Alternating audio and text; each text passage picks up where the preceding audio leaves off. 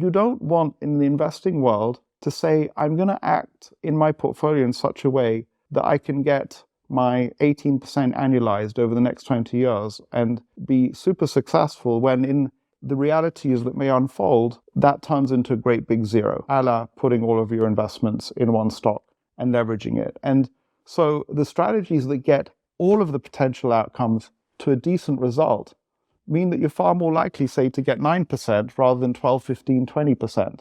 Survival is everything.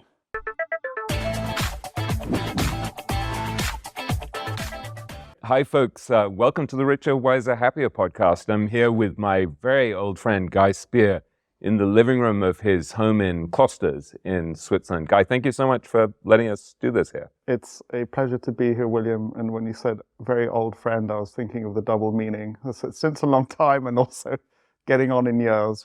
Both. We've known each other since we were at college, more than 30 years ago. But I think we became close friends more than a quarter of a century ago. And actually, I wanted to start by asking you about this, the experience of actually spending this kind of intense time together in Switzerland, because we started doing this when we were working on your book, The Educational Value Investor, when we basically holed up in your house in Zurich for many weeks on end, which is an incredibly intense experience. And I was living with you basically for a while. More recently, the last couple of years, we've been meeting here in Klosters. I came in a week ago from New York, flew into Zurich, stayed with you there, and then we came here to Klosters, and we basically stayed with each other for the last 5 days until finally I thought it was too much for you, and I moved into a hotel to give you some space. Can you talk about why we do this and what the experience is like? Because it's so intense, and I don't think most people are aware of what we're even doing when we spend a week together, basically just talking.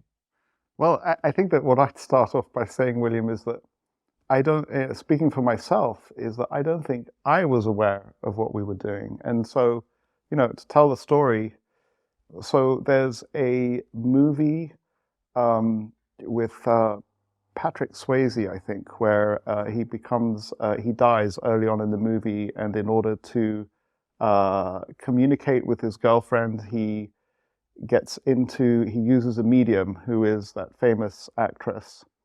And so why am I saying that? Because thought I'd finished my book, and I got in touch with William and said, William, I don't know what you're up to, but you edited this short thing that I did for Time on the Lunch with Buffett, and I'm about to submit this manuscript, and that is going to be me in the public eye, and I would just be grateful. Do you remember? I remember I said, any amount of time that you're willing to spend on it, even 5 minutes, I know it will make it better. And then by some miracle, and for me, my experiences of it is that sometimes I like to say that God is smiling at me. And for some reason, you showed up not just for 5 minutes, but for 3 months. And the reason why I bring up that movie, whose name maybe you can help me to remember which it is. Ghost? Something like that? I think it's maybe Ghost, is that what William did for me is what that medium does for Patrick Swayze in the movie, in that William gave over his whole brain to rewrite chapters, most of the book, as if he was me. And I've never seen somebody so intensely give over, in a way, their own brain, such that William would go and rewrite a chapter of the book, and he would come back the next morning. He'd go gray before he rewrote. Then he'd come back the next morning, we'd do a read through. And I'd say, I don't understand, William. Like, I feel like I know that you wrote those words, but actually I feel like they're mine. And there was this very interesting thing where, I don't remember, you said, Guy, it's both of us. So what began there was kind of a very, very powerful, I'm going to use words I don't really understand what they mean. Psychologists would know what they mean. Transference, countertransference.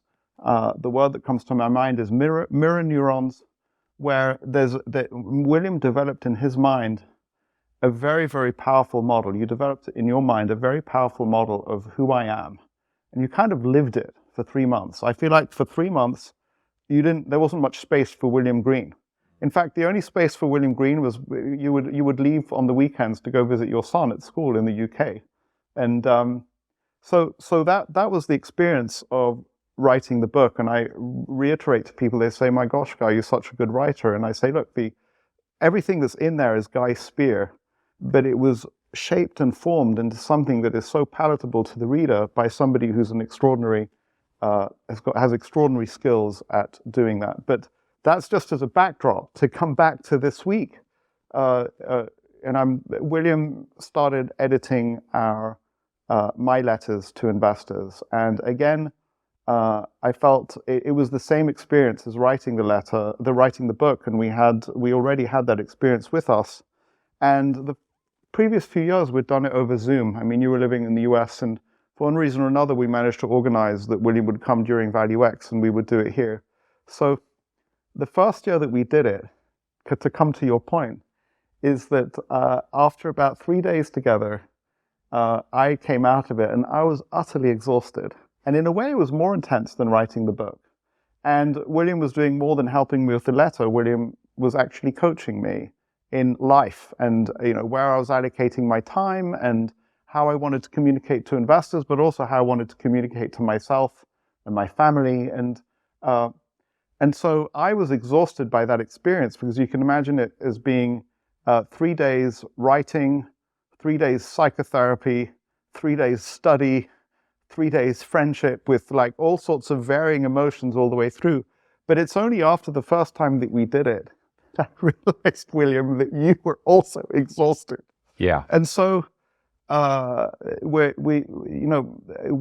was just William and me for most of the time, and intense sort of interactions on multiple levels of communication, so that when something is said, there's actually 3 different things happening at the same time. There's what's happening in the physical world, or the tangible things that we're discussing, but there's also other things that are going on below the surface. And yeah, I mean, I don't think, very, very intense communication that I'm from my perspective, William, you can have your own opinion. I don't think I can fully understand all the communication that is taking place there. And I would say exhilarating and exhausting at the same time. No, it's an extraordinarily intense experience. And I've said this before, that I think the thing that got me excited when we were working on the book a decade or so ago was that when I was first coming to see you, it was kind of a job. It was like, okay, I'm going to help Guy with his annual, with his book. And then after a day or so, I realized, oh, Guy's actually trying to tell the truth. And he's trying to get at something really honest and really, you said to me at one point, you were very excited one day when we were talking in your dining room, and we went into the kitchen, and you were making one of about 1,000 cappuccinos that we drank during that period, when I only put on about 20 pounds probably, and you said very intensely, I don't care if this book ruins my reputation. I just want to give an honest accounting of myself. And that was when I got excited, because I thought, oh, well, if we're actually doing something that's honest, that's actually a search for truth, that's a whole different register that we're attempting to connect with. And that got really exciting for me. So then we had these extraordinary experiences, for example, where we'd be talking about the financial crisis, and I would read what you had written in your first draft, and you'd be sort of talking about how you had made these wise decisions when the markets were falling apart, and how it's kind of obvious that these things were incredibly cheap, and you bought them, and then everything rebounded, and you made a fortune after the financial crisis. And I, because we've been friends for so long, and because I've been invested in your fund for something like 23 years, I knew what it had been like at the time. So I said to you, Guy, I remember calling you in the middle of the financial crisis and saying, how are you doing? And you said to me, we're bleeding from every orifice. And I remembered the intensity of that. And so I think sometimes people think that if you're working with a collaborator on a book, they'll call it a ghostwriter. They think that in some way it's shallow and superficial and less meaningful. It's not really the person writing the book, that the subject isn't writing it, that there's something somehow fraudulent. I actually think it became more and more authentic because you wanted to find out something, you were pursuing the truth, and I could kind of hold your feet to the fire and be like, no, Guy, it wasn't like that at all. And then suddenly you started to reveal stuff that I think you hadn't been able even to remember because it was so painful that you'd suppressed it. It's a really, really fascinating phenomenon, actually. And you're kind of creating the space to see that. So if I can trace what I saw there, was that, first of all, so it begins for me with the autobiography of Mahatma Gandhi. And, the subtitle there is The Story of My Experimentations with the Truth. And a book we've been talking about a lot recently, a book called Power versus Force by David Hawkins. And for some reason, I discovered in myself the courage to want to write the truth. But then, and it's interesting to me that, so David Hawkins talks about when people speak truly honestly, people go strong. So what I'm hearing you say is that you went strong when you read the first few chapters. But then, so because I trusted you, because you'd taken sort of like my screed, my scrivenings over the Buffett lunch, and you turned it into really a thing of great beauty for time. I mean, I remember calling you up at the time and saying, wow, William, you've made me sound so smart and so eloquent. I'm blown away. So I trusted you. And I think that there must have been something else coming back, because I remember exactly where I was sitting, and it's this wooden dining table in Zurich, where we were doing a read-through of the financial crisis chapter, and you, it didn't explode, but you harumphed in indignation, and it's like, you've totally flubbed that chapter, Guy. I remember you called me up, and you said, or I called you up, and you said, we're bleeding from every orifice. So up to that moment, I had no recollection of me saying that, and I remember feeling slightly uncomfortable. I wanted to protest and say, I didn't want you to be doing what you were doing. And but at the same time, at that moment or around that moment, I started realizing that I had said that to you, and now I think I can recollect where I was when I said that to you, and so and then I wanted to resist.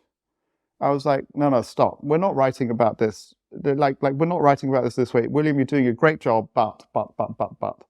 But I kind of like held on to it somehow. You were gentle enough with me, and I was trusting enough of you, because effectively what I'd done already previously and I was doing with you was I was entrusting you with my reputation. And I'd given you a baby, a sort of as best as I could have done. And then I knew that you would, I was trusting your kind of like both professionalism and friendship to continue with the project of honesty, but at the same time, not making me look like a complete and utter fool, an idiot. And so there was a transition where I kind of like grudgingly, it was difficult for me, but I knew I had to continue with what I'd started. In a way, you seems to me that you had the courage and the willingness to go to kind of like a scary place, because we didn't know where it would go. And that was, again, there's this feeling. And so I'm calling up the editor of the book, Laurie Harting, and I'm saying, Laurie, I know you're waiting for the manuscript, but there's really important stuff that's happening here, and it's making it so much better. But yeah, so that is just like, for me, a kind of a microcosm of something very powerful that took place there, which is kind of like miraculous, because I could not have expected that to happen. And I didn't know at that moment what the outcome would be. What's that quote you often quote from Jordan Peterson about something like, if you want to have an adventure, try telling the truth? Correct. That's exactly right. And it's just it struck me when he said that, and it's so true. And it's so scary to tell the truth, so scary, because you don't know where it will go. And my experience has been that whenever you do tell the truth, God smiles. So, my experience is, as somebody who is not very good with time, I hate the fact that I'm not very good with time, and sometimes speak to my wife about it. And it's an aspect of my brain that I'm unable to plan time properly. So I often end up late somewhere, because I just didn't budget the half an hour that I needed to get there, and thought somewhere in the back of my mind I could get there in 10 minutes. So with this power versus force being honest, I learned that, rather than say, oh, there was traffic, I missed the train was canceled, something, I say, I am so sorry, I'm 15 minutes late. I have a terrible issue with time. I really thought I could leave 10 minutes beforehand. I should have left at half an hour beforehand. And that makes people go strong. They kind of understand. So even in the most simple things, and suddenly they're like, wow, this guy's being real with me, now I'll be real with him. So my life, when I started telling the truth, and I know where I was again, when I decided that I'd write that first chapter, Belly of the Beast, which scared the living daylights out of me. And in a sense, since then, life has been an extraordinary adventure, you know? One very interesting thing that I remember coming out of our discussions about the financial crisis was, as we deepened the discussion, because you wanted to tell the truth about it and you were open to letting me kind of cut into the vein there, we started to discuss the moment where Bear Stearns looked like it might go under, and the money in your fund was, if I'll get the details wrong, but it basically, you, even though legally you would have been fine, you might have got caught up for many years, all of the money in your fund being sort of stuck somehow in Bear Stearns. And I started to ask you about what the experience was, like where you were sitting at the weekend when you were watching to see whether it would be rescued, and how excited you were when Jamie Dimon decided to step in, and how I think you told me you sent him a Christmas card to thank him. And we started to talk about your father, who was the biggest, it was and still is, the biggest investor in the fund. And it became clear in our discussions that there was a certain point where he could have pulled the plug and just said, no, I can't take this anymore, and I want to take my money out of the market, everything's going to hell.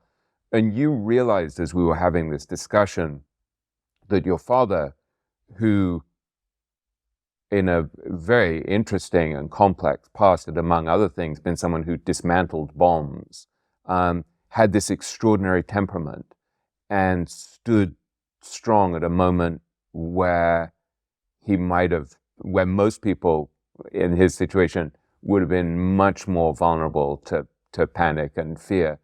And I think you then went to your father and kind of told him how grateful you were, in a sense. Like, in a way, it deepened your relationship with your father and your appreciation of your father. Am I getting that right? Yeah, absolutely. I mean, just briefly on Bear Stearns, and then to move on to my father. All of the assets were custodied at Bear Stearns, which is, at the time, was a brokerage firm, very well known and storied brokerage firm run by a guy called Ace Greenberg, who at the time that this financial crisis happened, apparently was playing bridge with one of his directors, which is kind of shocking. But in the event of a bankruptcy of a brokerage firm, then the client assets should be secure. But any reasonable judge, I could have imagined, would have frozen everything to make sure that there were actually client assets. You know, there's a priority that is established according to law, and it might have taken, I mean, I know people who had trades going on through Lehman Brothers during the financial crisis, where the money that it was caught up in Lehman Brothers for a period of years until they got paid out, which it was just an annoyance if it was a relatively small trade, but it's when it's 100% of your assets. And I just remember calling my father up and saying, you know, I am going into the office both days this weekend, and I'm super scared that this may be bankrupt on Monday morning. And if that's the case, I would have to start researching legal firms that are experts in the bankruptcies of brokerage firms to represent us. And so it was 5 p.m. when that call came through. So my experience of my father, who's, yes, he was a sapper at one point in the Israeli military and did other things as well. But and I think that there's some wisdom that we can all get out of this. So my father was the type who, 30 years ago, before I discovered Warren Buffett, before I had learned anything about investing, who thought that the way you make money in the market is you trade. So you buy and sell, you buy low, sell high, buy low, sell high. And the idea of investing in a good business and holding it for a long period of time was something that would have been anathema to my father. And that's not, I was good at mathematics and was a decent financial analyst, if you like. My father's incredible in relationships. But in a sense, my father didn't need to understand that. He basically just when I came to my father saying the proverbial has hit the fan and this is a very difficult situation, and my father didn't try and focus on, he first of all gave me the domain of, I understand that in principle my son understands what he's doing, and he's run into a roadblock, he run into difficulties, and went straight into the emotional side of leadership, if you like. And so he did two things. One is, and I think this is true probably in all crisis situations, is you only make it worse by losing confidence in the person who's in the driver's seat. You have to give the person in the driver's seat the opportunity to see what they need to see, take the decisions that they need to take, and not make them feel like they're about to be removed from the driver's seat. And effectively, he did that without really understanding the consequences or the outcome. So his focus was on, I need to empower, in this case, my son, my partner, the guy who's managing my capital, to be aware of all the important information and to make the most important decisions that he needs to make. And he needs to know that I've got his back. But interestingly enough, we were talking before about forgiveness and judgment. And it's occupying a place where it's not saying, everything you do is going to be fine, don't worry, I've got your back. It's like, we're in a grave situation and you're in the driver's seat and I've got your back to help you to make the most important decisions, but there's that element of judgment. It's not just like, I'll forgive you whatever that you decide to do. And I've come to him on multiple occasions. I mean, most recently with the medical issue.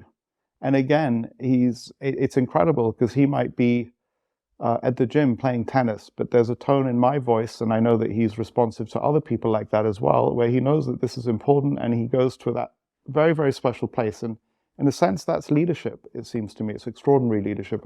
And thank you for giving me the opportunity to thank my father again here for being that kind of partner. And I think that, just to close that thought, I think that what's really important is, I mean, Warren and Charlie say to find a good partner, be a good partner, but also realize that the nature of exactly what the person contributes can be incredibly subtle, and it doesn't have to be the full range of everything that's required. It might be just in a particular emotional slice, or maybe another slice of the whatever difficulties and reality one is dealing with. So thank you for giving me the opportunity to talk about that. I think also one reason why it's been fascinating for me to be behind the scenes watching you go through experiences like that with the financial crisis or with COVID or with family issues, all of this stuff, is that it's allowed me to see, partly as a writer about investing, that there's the theory, right? There are all these principles about this is what works in investing, this is how you do it. And then once you get in the mud and you actually see what it's like, there are all of these forces, all this turbulence that makes it incredibly difficult to be rational. And so one of the things that's been a privilege for me is that I would see when you were having struggles in your own life, or when the market was really hitting you and you had these core principles, but it was actually incredibly hard to apply them. And so there was this sort of gap between the cold, logical, rational theory that we've all learned from people like Buffett and Munger, and the reality, which is that it's a human in a really murky situation, subject to lots of stress, lots of emotion, trying desperately to figure out what to do in the midst of chaos, rather than when we look back logically and we look back at the financial crisis and we're like, of course those things were incredibly cheap. Or we look back at COVID and we're like, well, of course those things were incredibly cheap early in 2020. But when you're actually living it and you're there, it's so intense. And I think that's what I've tried to convey in writing about this stuff, is that it's like, no, these things are really hard because we're humans in vulnerable, turbulent, unknowable situations. Yeah. And, you were saying trying to decide what to do. And over and above that, sometimes the best thing to do is to do nothing. But the nature of what's happened in the financial markets, what's going on in our minds, maybe conversations with clients or analysts, is that whereas in many periods, the ability to say, in this case, I do nothing, suddenly that there's this voice screaming at you saying, do something, you idiot. and actually maybe one should do something, in which case which course of action is it? And maybe actually one should ignore the voice completely.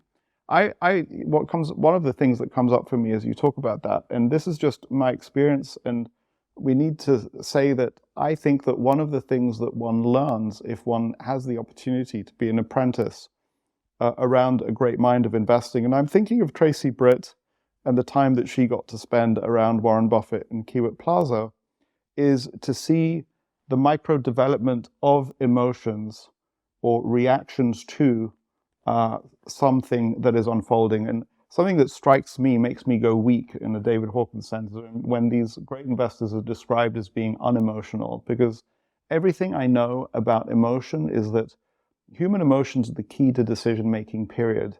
We don't take decisions. That's the kind of part of the decision-making mechanism. So to say that somebody like Warren Buffett is, say, unemotional in response to market trauma, I think that what I want to say is, no, he has a particular way of dealing with the decision-making apparatus, which includes emotion. And I think that to say unemotional or emotional is far too rough a way of describing it, or we need to get far more precise in that that in between emotional and unemotional, there's an enormous universe of different kinds of micro reactions to different things, and it's actually learning that in the middle. And so when I think of Tracy Britt, or I actually we talked a little bit about Chris Hahn, who in a way apprenticed with, I think his name is Richard Perry Partners.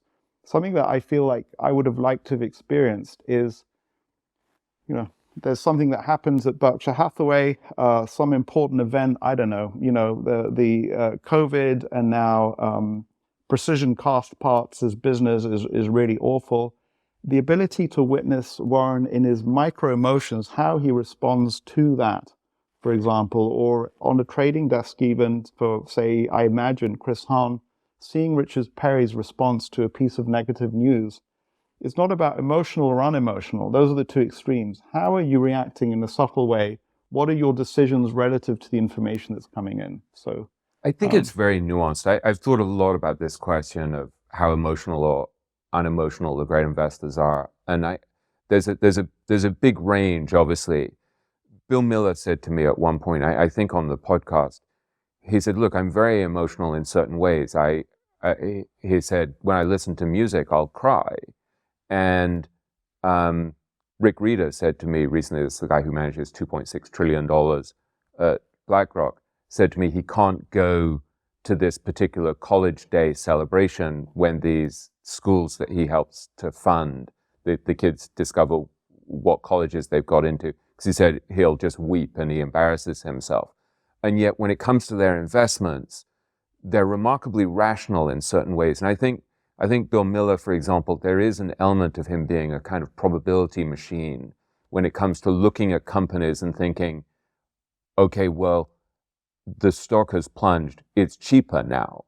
And so there's something in his brain and in his wiring that allows him to make very rational, probabilistic decisions about money, while also, when he got in trouble during the financial crisis and 100 people had to be laid off from his firm because of, as he put it to me, a mistake that he made analytically, he said he found that heartbreaking. It was deeply emotional. So yeah. I think it's a really nuanced thing, this question of how emotional or unemotional they are. And I'll give you some nuance that I don't think it's been clear in my mind until you were speaking just now, that I think is true of me. So I think that I can describe 3 different kinds of circumstances where my decision-making apparatus works differently. So I think that my decision-making, rational decision-making, works the very, very best when I'm looking at an idea that it's reasonably clear that nobody else is looking at. They've kind of discarded it.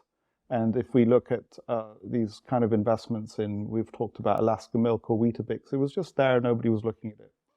By contrast, and they were cheap and not noticed, we can then go to something that is cheap but is controversial. And I've a number of times, and the name of the company is not coming into my mind right now, where Bill Ackman would get involved in something that was super controversial. Herbalife would have been one. Yeah, or Valiant. Yeah, and there was one previously which sold insurance, kind of like a subscription insurance for legal fees.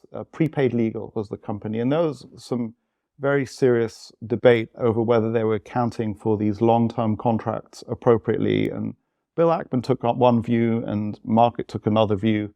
And I found it very hard because of the controversy and because of the very strong views being represented in the media and elsewhere, to have clarity in my own mind, or I think that I could not separate the emotion coming from the market and the fears over whether this was being correctly represented or not, and the analysis that seemed correct to me. So you can have, an undiscovered idea, non-controversial, and I'm confident in the analysis. Then a similar idea, but because it's controversial, because there's been an accounting misstatement or something, where I don't trust my own decision making anymore.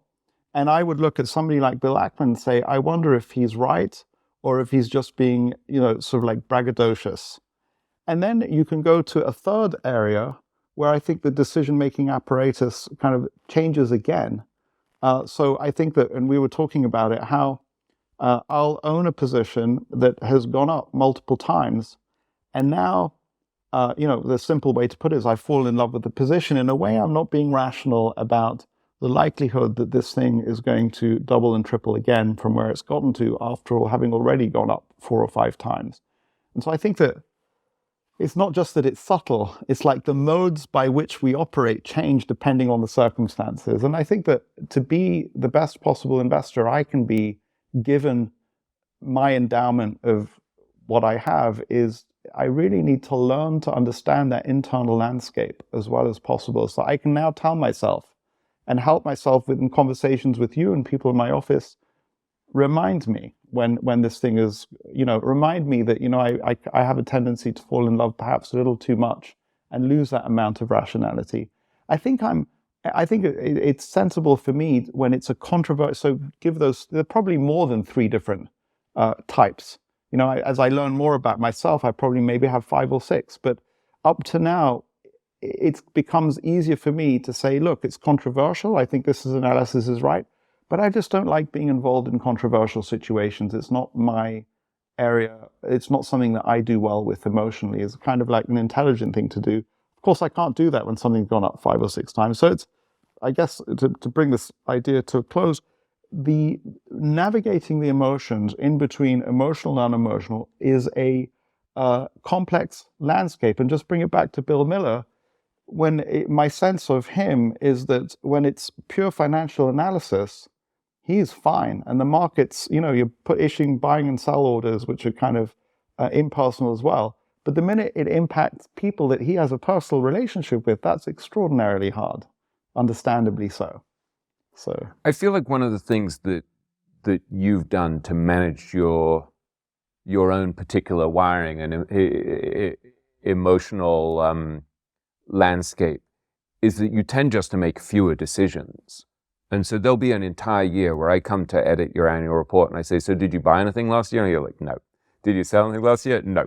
And that's happened so many times, like that in a way your default, almost partly because you understand the importance of compounding and not meddling, and partly because you're suspicious of your own emotions. I think you tend just to leave things in place. Is that fair to say? Yeah, but I just, I want you to know, I think you do know, that's not with a self-confidence sort of like, this is the right thing to do. I'm questioning myself all the time. Are you being sensible by not moving the portfolio around too much? Or are you hiding behind that idea because you're afraid of making a decision? Or because you're lazy, and trying to understand, am I being lazy or am I being smart by being inactive? And of course, that depends on where the portfolio goes. So I've experienced all the range of something going up multiple times and being glad that I left it alone, selling half a position and then it going up multiple times after that and being angry at myself, something going up multiple times, not doing anything. Then, so all of those things happen. So I'm questioning the whole time. But in my case, the evidence shows that the more you meddle, the less your returns are. So I think that I'm right even though I continue to question it, that the clarity that I ought to have before I make a move on the portfolio ought to be enormous. It should be, you shouldn't make a decision because it's 51-49. You need to wait till it gets to 80-20, if you like. But, I'm questioning myself as I do it, because I think I actually would say, William, that so I would say that in my case, so there's all sorts of ways in which the environment changes, and so it's been talked a lot about this move to Zurich. And I've kind of figured out, yes, the city in which you live and the particular circumstances of the office and how you get to work, that's really, really important. But actually, even more profound are the relationships within which that office sits. So in my case, I had no choice, but my work environment went through a profound transition from being unregulated to regulated. And the simple thing that happens when you get regulated is you have a lot more eyes on you, as there should be. One of the responses to the financial crisis was we were not looking closely enough at what all sorts of different actors were doing. And so therefore, we don't care that Mr. Guy Spier doesn't short, doesn't leverage.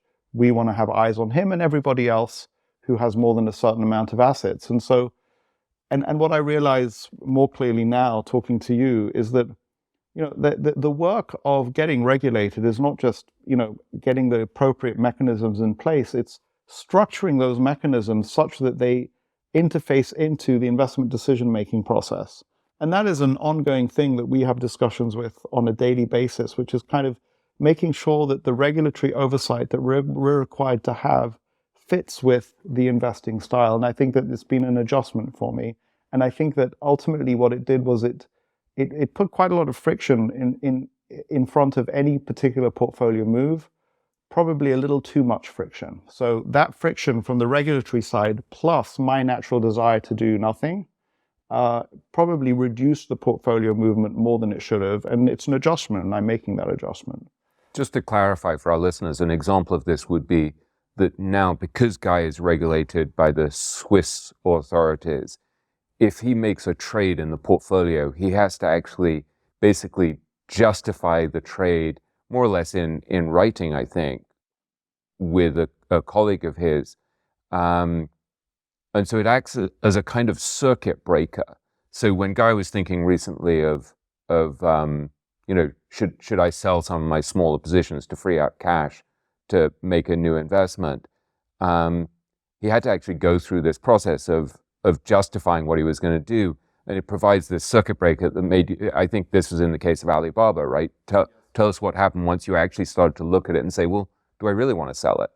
So the basic principle, regulatory principle, is we want a record of why you made these decisions. And it's almost like, I think that the benefit of doing that is that it's like, many investors talk about keeping a diary, a personal diary or a personal journal. And this is kind of like an official journal, if you like, of what happened and why did you do it. And we see that this move was made in the portfolio, made this decision. Is there any kind of like backup for this? So in my case, I wrote my pre-trade check for, actually, we've modified it.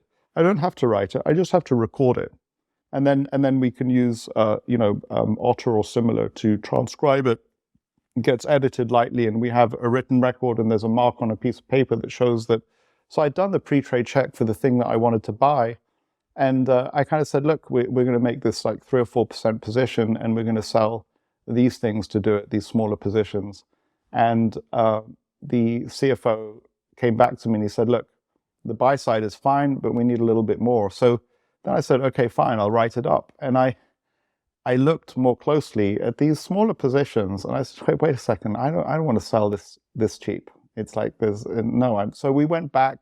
And instead of buying a 4% position, we bought, I believe, a 2% position, and the balance is still to be bought.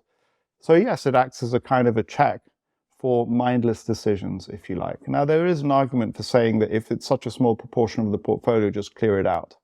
But at least then I would have to make that case. Yes, they're cheap, but there is a cost to us to monitoring these positions, and there's a mental energy that we're investing that we no longer want to invest in them.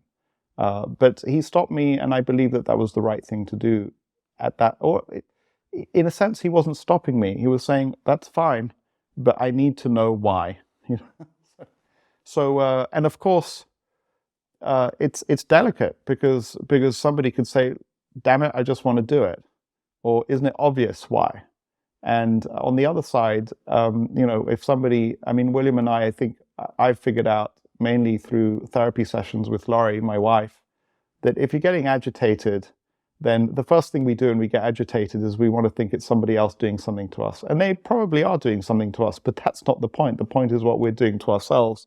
And so if I would have gotten agitated at that response, that in itself would have been something to pay attention to. I didn't get agitated. I was like, yeah, he's got a good point. And oh my God, check that out. No, I don't want to do that right now. So he's just saying, give me your reasons and make sure that the reasons are on paper. It also, for what it's worth, from a governance standpoint, means that there are multiple eyes on these pre-trade checks or this official investment journal that also allows, for example, other staff in the office to say, yeah, this is going the way it ought to be going, or my gosh, there's something really weird going on here. I need to put some phone calls into our directors to say this, he's lost his marble, so to speak. So it's a new world for me. I've been learning to live in that world, and it's been interesting for me to learn what I needed to become. But also the people around me have come to trust me. It took it's a slow process. And there's a beautiful line that I often quote. It sounds really pretentious. I often quoted it to my kids, Henry and Madeline, from Nietzsche, where he talked about how the genius dances within chains. And I always talked about it in terms of literature, that it's kind of helpful to have certain rules and constraints, whether it's a poet with certain types of meter or whatever. You think of Shakespeare having to write with iambic pentameters, where it's like de-dum, de-dum, de-dum, de-dum, de-dum. And yet somehow you can write amazing things within that rhyme scheme. And there's something about being regulated by the Swiss that it's chains, right? I mean, and yet somehow you can make it work for you by saying, well, actually, it's kind of helpful to have a circuit breaker that forces me in writing or in a dictation to explain why I would sell this position. Yeah. I mean, I don't consider myself a creative guy, but it seems to me the case that actually, funnily enough, William, with Cece that you introduced me to, every time I have so much fun doing these holiday cards. And Cece is a wonderful art director who is a great art director at Time, who I worked with for years and has been doing lots of design stuff for Guy, including the cover of the Educational Value Investor. Yeah, exactly. And sorry for not explaining. And with the holiday cards, every time what makes the holiday card, and I have so much fun with her, is that we have some powerful constraint. So that prevents us from doing what we'd originally thought. And then it's in the work of going around that constraint that a really, really fun card comes out. So this idea of an iambic pentameter, how strange that actually having those constraints forces you to become the best version of yourself, perhaps. And yeah, so I guess that's true of the regulatory work. What I wanted to say is that, what is it? It's a few times, many times this last few days, William, you've used the phrase, it's one damned relatedness after another. And the world is complicated. So I used to love sort of like the distributed office. So, we had a member of our staff in New York, we had a member of our staff in the BVI, but in responding to the new constraints, for example, from regulatory constraints, working out new systems, far better to be in one office because you want to have intense and regular conversations about how to make it work. And if you're in a different time zone and you're doing it over the phone, you kind of don't have enough opportunity to figure out that system. And so I think that the regulatory constraints, those constraints provide the opportunity for outperformance or excelling in a certain way. Once you've kind of grasped them, you've engaged with them, and you're developing a rational response to them. At the same time, I feel like in the past, developing that response was made more difficult by the fact that we didn't have a full office day with all of the staff who were, and what I came to, it's just coming to something very practical, which was that needs to be worked out in one office, not in a distributed team. And I've become very leery-eyed of people who say that they can work effectively in a distributed team across sort of multiple time zones and large geographies. I think there's an enormous benefit to being in one place. And when you're all in one place, your structures can evolve to changing circumstances. And when you're all distributed, they kind of become ossified. Especially people not at the center don't realize that the environment is changing and the way the team works needs to adapt. So I know that's not a question that you posed to me, but it came up for me and it was important for me to say it. And now you get to, William's looking at me in such a way, you're looking at me in such a way that goes, okay, now can we bring it, you've traveled off the reservation. What's funny is Guy and I are both so unlinear that I started this interview with about 6 or 7 pages of questions, and I immediately veered entirely into a totally different direction. Oh, so you did it, so that's fine. Yeah, no, so there's something wonderfully characteristic of Guy and my conversations where we'll literally talk for 2 days without having covered the thing that we meant to cover, and then we'll get guilty and we'll feel guilty and we'll come back to the main theme. So I did want to ask you about a very important topic that has been a really central part of our conversations over the last week, which is... This, by the way, is William bringing us back on track, and I just want you to know that I had various ways in which I could have taken it off track that I'm resisting mightily because they're so interesting, but go ahead. So far you're resisting. So a topic that's very central and important, I think, to a lot of our listeners and viewers is this whole game of long-term compounding. And Aquamarine, your fund, is a really interesting embodiment and illustration of this issue. So you set it up in September 1997. So this is a little over 26 years ago. Over that period, you've averaged almost exactly 9% a year. This is through the end of 2023, exactly 9% a year. The S&P, I think, was, let me check, it was 8.3% annualized. The MSCI was 7.1%. So cumulatively, the fund has returned 874%. So it's about 157 percentage points ahead of the S&P, 371 percentage points ahead of the MSCI. So in some ways, it's a beautiful illustration of the power of long-term compounding. Like we were calculating this the other day, and we figured out that $1 million invested at the start of that journey 26 years ago is now 9.4 million, right? So in some ways, it's an incredible example of the power of long-term compounding. And yet, there's also something deeply disappointing to you about it, because you look back and you think, when I started my career 26 years ago and was influenced by Buffett, I thought I was going to make 15% a year, 20% a year. And here you are at 9% a year. And in some ways, it's a morality tale about disappointment, and in some ways it's a morality tale about the incredible power of long-term compounding. Can you talk about how you've been thinking about this whole issue of the power of compounding, the power of good enough returns? There's so much to discuss here. What does this bring up for you? So the first thing that I can say is that, I think that the word that I used as I was making notes for before you came, William, is bittersweet. So it's sweet because it's compounding, and it's bitter because it's not the number that I set out to achieve, and it doesn't feed my ego in a great way.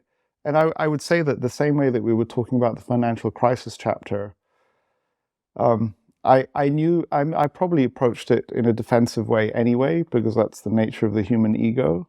But I trust William enough to kind of bring that to you. And in a certain way, I'd say that this conversation, being willing to share it, is an act of sort of like, tell the truth, because you'll have a great adventure in life, something like that. If you want to live a meaningful life, certainly tell the truth. And I'm brought back to a question that was asked to me by a very smart Google engineer at the talk that I gave at the invitation of Saurabh Madan, where he said something along the lines of, and he probably kind of interrupted, he put his hand up in the first 5 minutes, and he kind of said something like, how do you know you're so good? You seem to have beaten the market up to now, but maybe that's just luck. No, and again, I had to be honest and say, well, we don't know, and I don't know. And so there's all sorts of questions that I have about that. So one possibility is that I'm an average investor who was lucky enough in the first few years to outperform the market, or I may be below average investor who was lucky enough to outperform the market for a while, has underperformed the market for a while, and actually, if we could look into the eyes of the Almighty, he will reveal that over the course of the fullness of time, I wasn't a great investor or was a great investor. I don't know what the reality is. I wish I did. And so I have to operate within that uncertainty. And over above that, within that uncertainty, I have to structure my own decisions and the decisions of the fund in such a way that, given that I don't know what I really am like as an investor, and over above that, I don't know how reality will unfold, I want to position myself, and this is kind of a personal decision, such that no matter which one of those things is true, I will come out in a good way on the other side. And so, we could do a sort of matrix of many different possibilities. In one, so there's also, referring back to a book of our friend Ken Schubenstein's that I believe you edited, you can have a good decision-making process in a specific, say, investment idea and get a bad result because the world unfolded in a different way. And that doesn't mean that your process was wrong. That just means that you got a bad result. By contrast, you can have a terrible decision-making process in a particular investment, make the decisions for all the wrong reasons, and end up with a spectacular result. And the idea that we have is somebody running with a match through a bomb factory. You might get through on the other side, but it might have all exploded. So I need to structure my decision-making in such a way that, given that, so I could be a good investor and the environment was not good for me. I could be a bad investor and the environment was not good for me. There's multiple different options.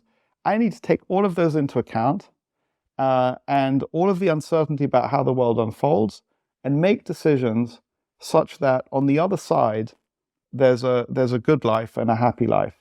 And I was talking yesterday to this this guy who's here at ValueX, who I think has got a wonderful book, Luca Delana, on ergodicity. And we can ask the question, if you have the ambitions as a young person to be a movie star, so you're focused on, I don't know, Natalie Portman or some other, Gwyneth Paltrow's had this super successful career, but you don't see all the people who started off who didn't have that super successful career, who were equally good actors and actresses, who were equally hardworking, equally talented, equally face for cinema, and because the world is an extraordinarily random place.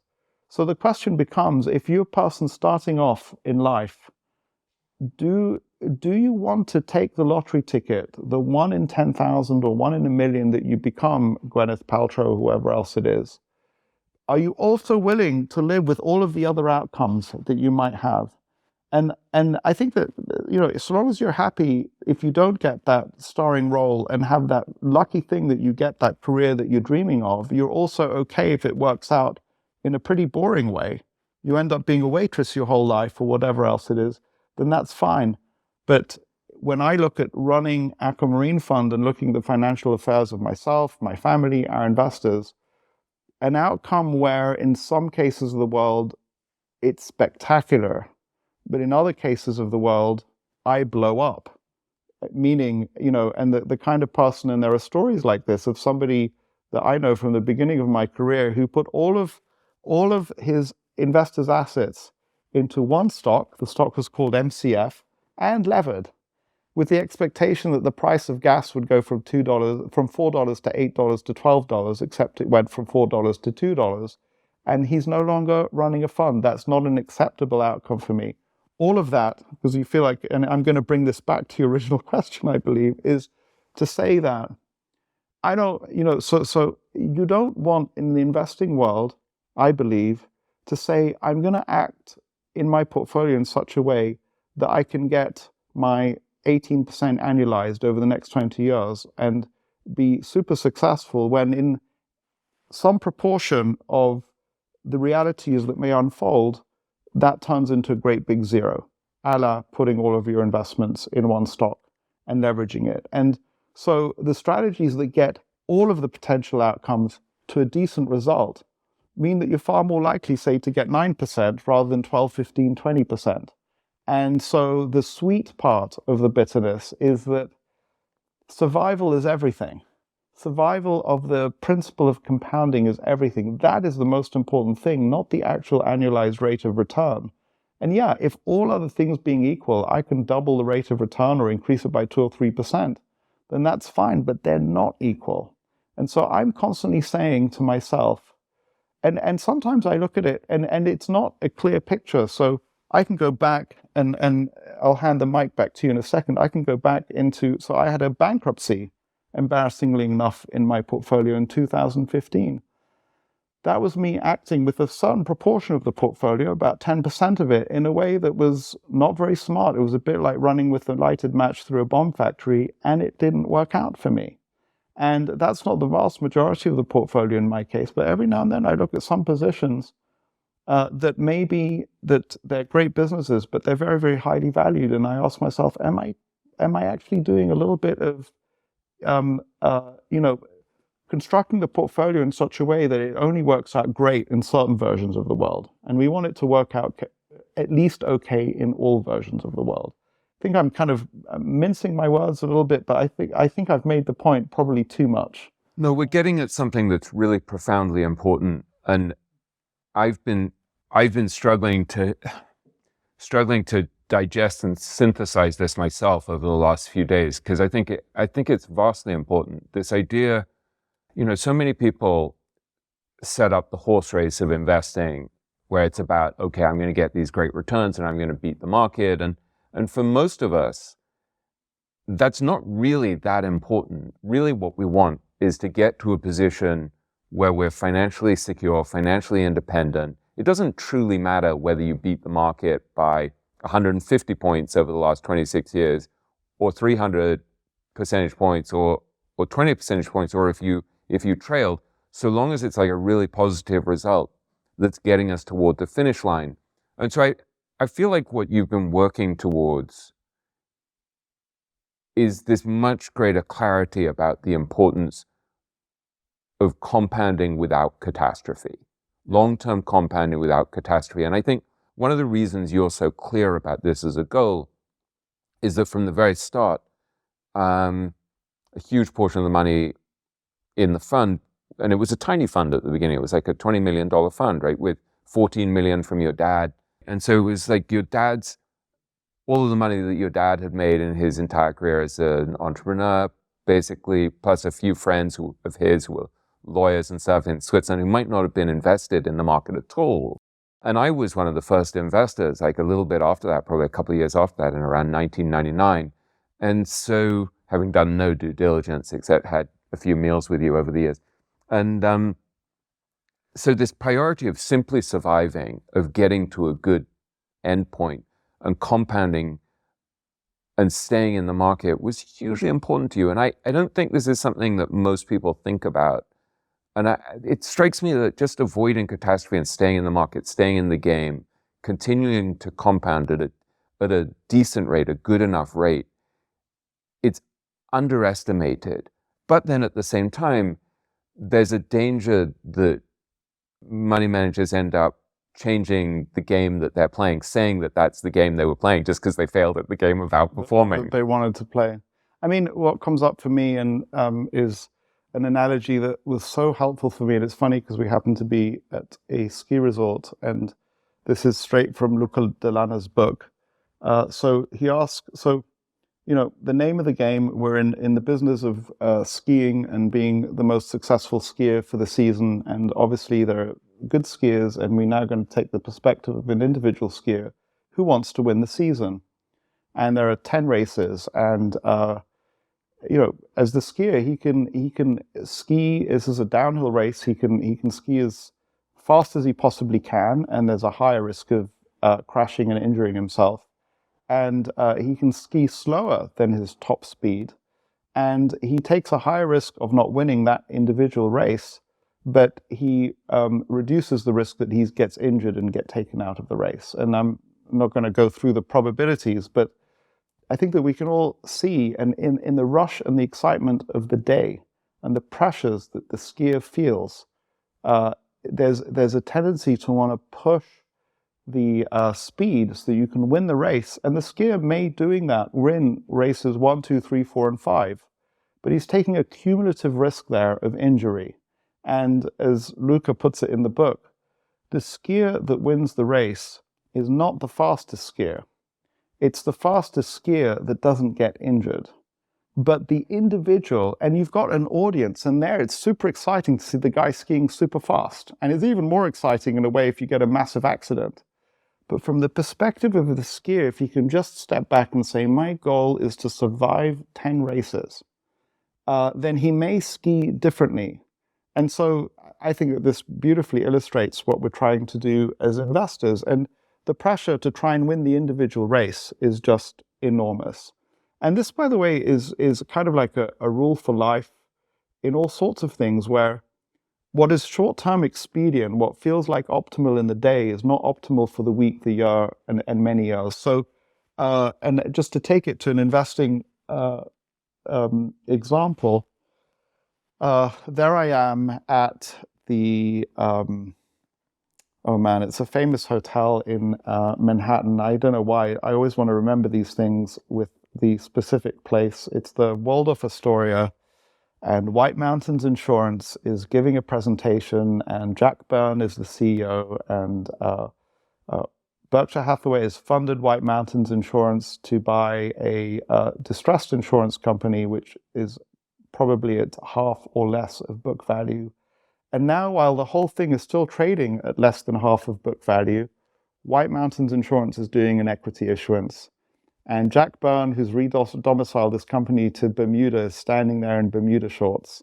And I'm there as a young whippersnapper after the presentation for the issuance and wants to ask him a question. I say, but Jack, it's trading at such a discount. This share issuance is dilutive. We will make so much more money if you don't do this share issuance. Why are you doing it? And he basically, he looked at me with these kind eyes, and you know, we've talked about, his name escapes me, this kind of like, you know, I mean, I'm just a nothing to him, and just like total focus on me. And he says, yes, if the world works out perfectly, we would have left money on the table. But if the world works out really badly, doing this equity issuance ensures that the company will survive and do just fine. And I want you to know, Guy, that this issuance has the blessing of our friend in Omaha, Warren Buffett. And it's just an example of you know, Warren saying, don't race as fast as you can. The name of the game is to finish the season. Don't take the risk by not issuing equity that you might not finish the season. Let's issue the equity. Yes, we're going to be going a bit slower, but we will definitely finish the season no matter how the world unfolds.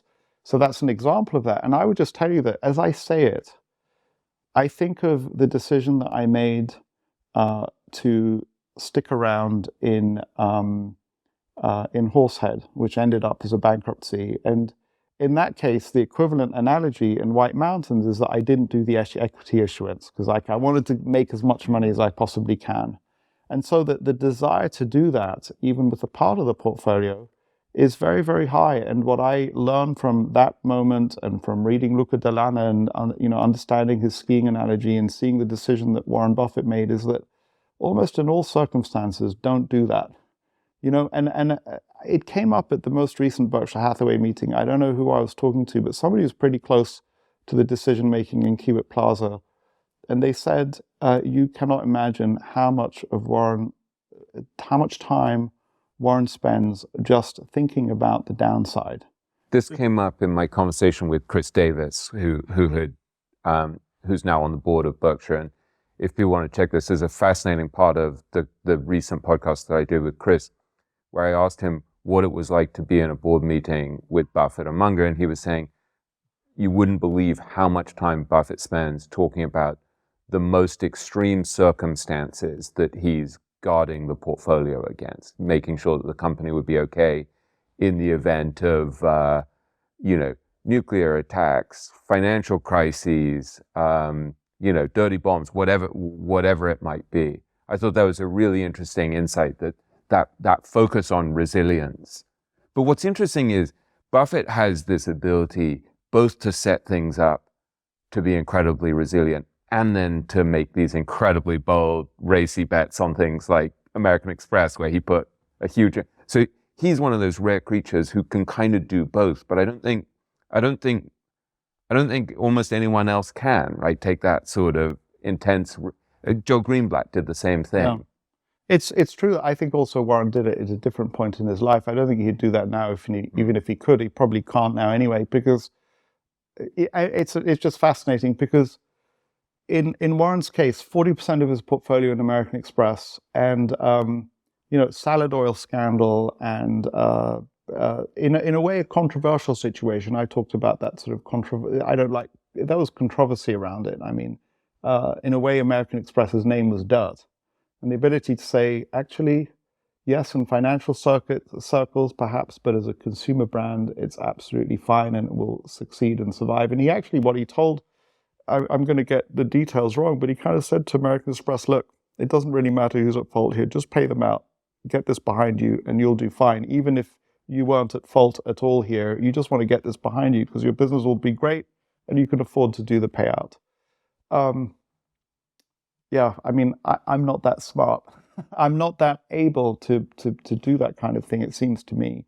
I also don't know to what extent, I mean, just rewinding slightly, the way in which one gets started. So in my case, if I could have, I'm very grateful to be doing what I'm doing. I'm extraordinarily grateful to my father. I'm grateful that he made the decisions that he did. If I wanted to be... If I could have my past again, I think that I would have liked to have seen how things would have unfolded if my father had, instead of dumping the whole of his liquid net worth into me, had said, look, I'm going to dribble it out X amount at a time.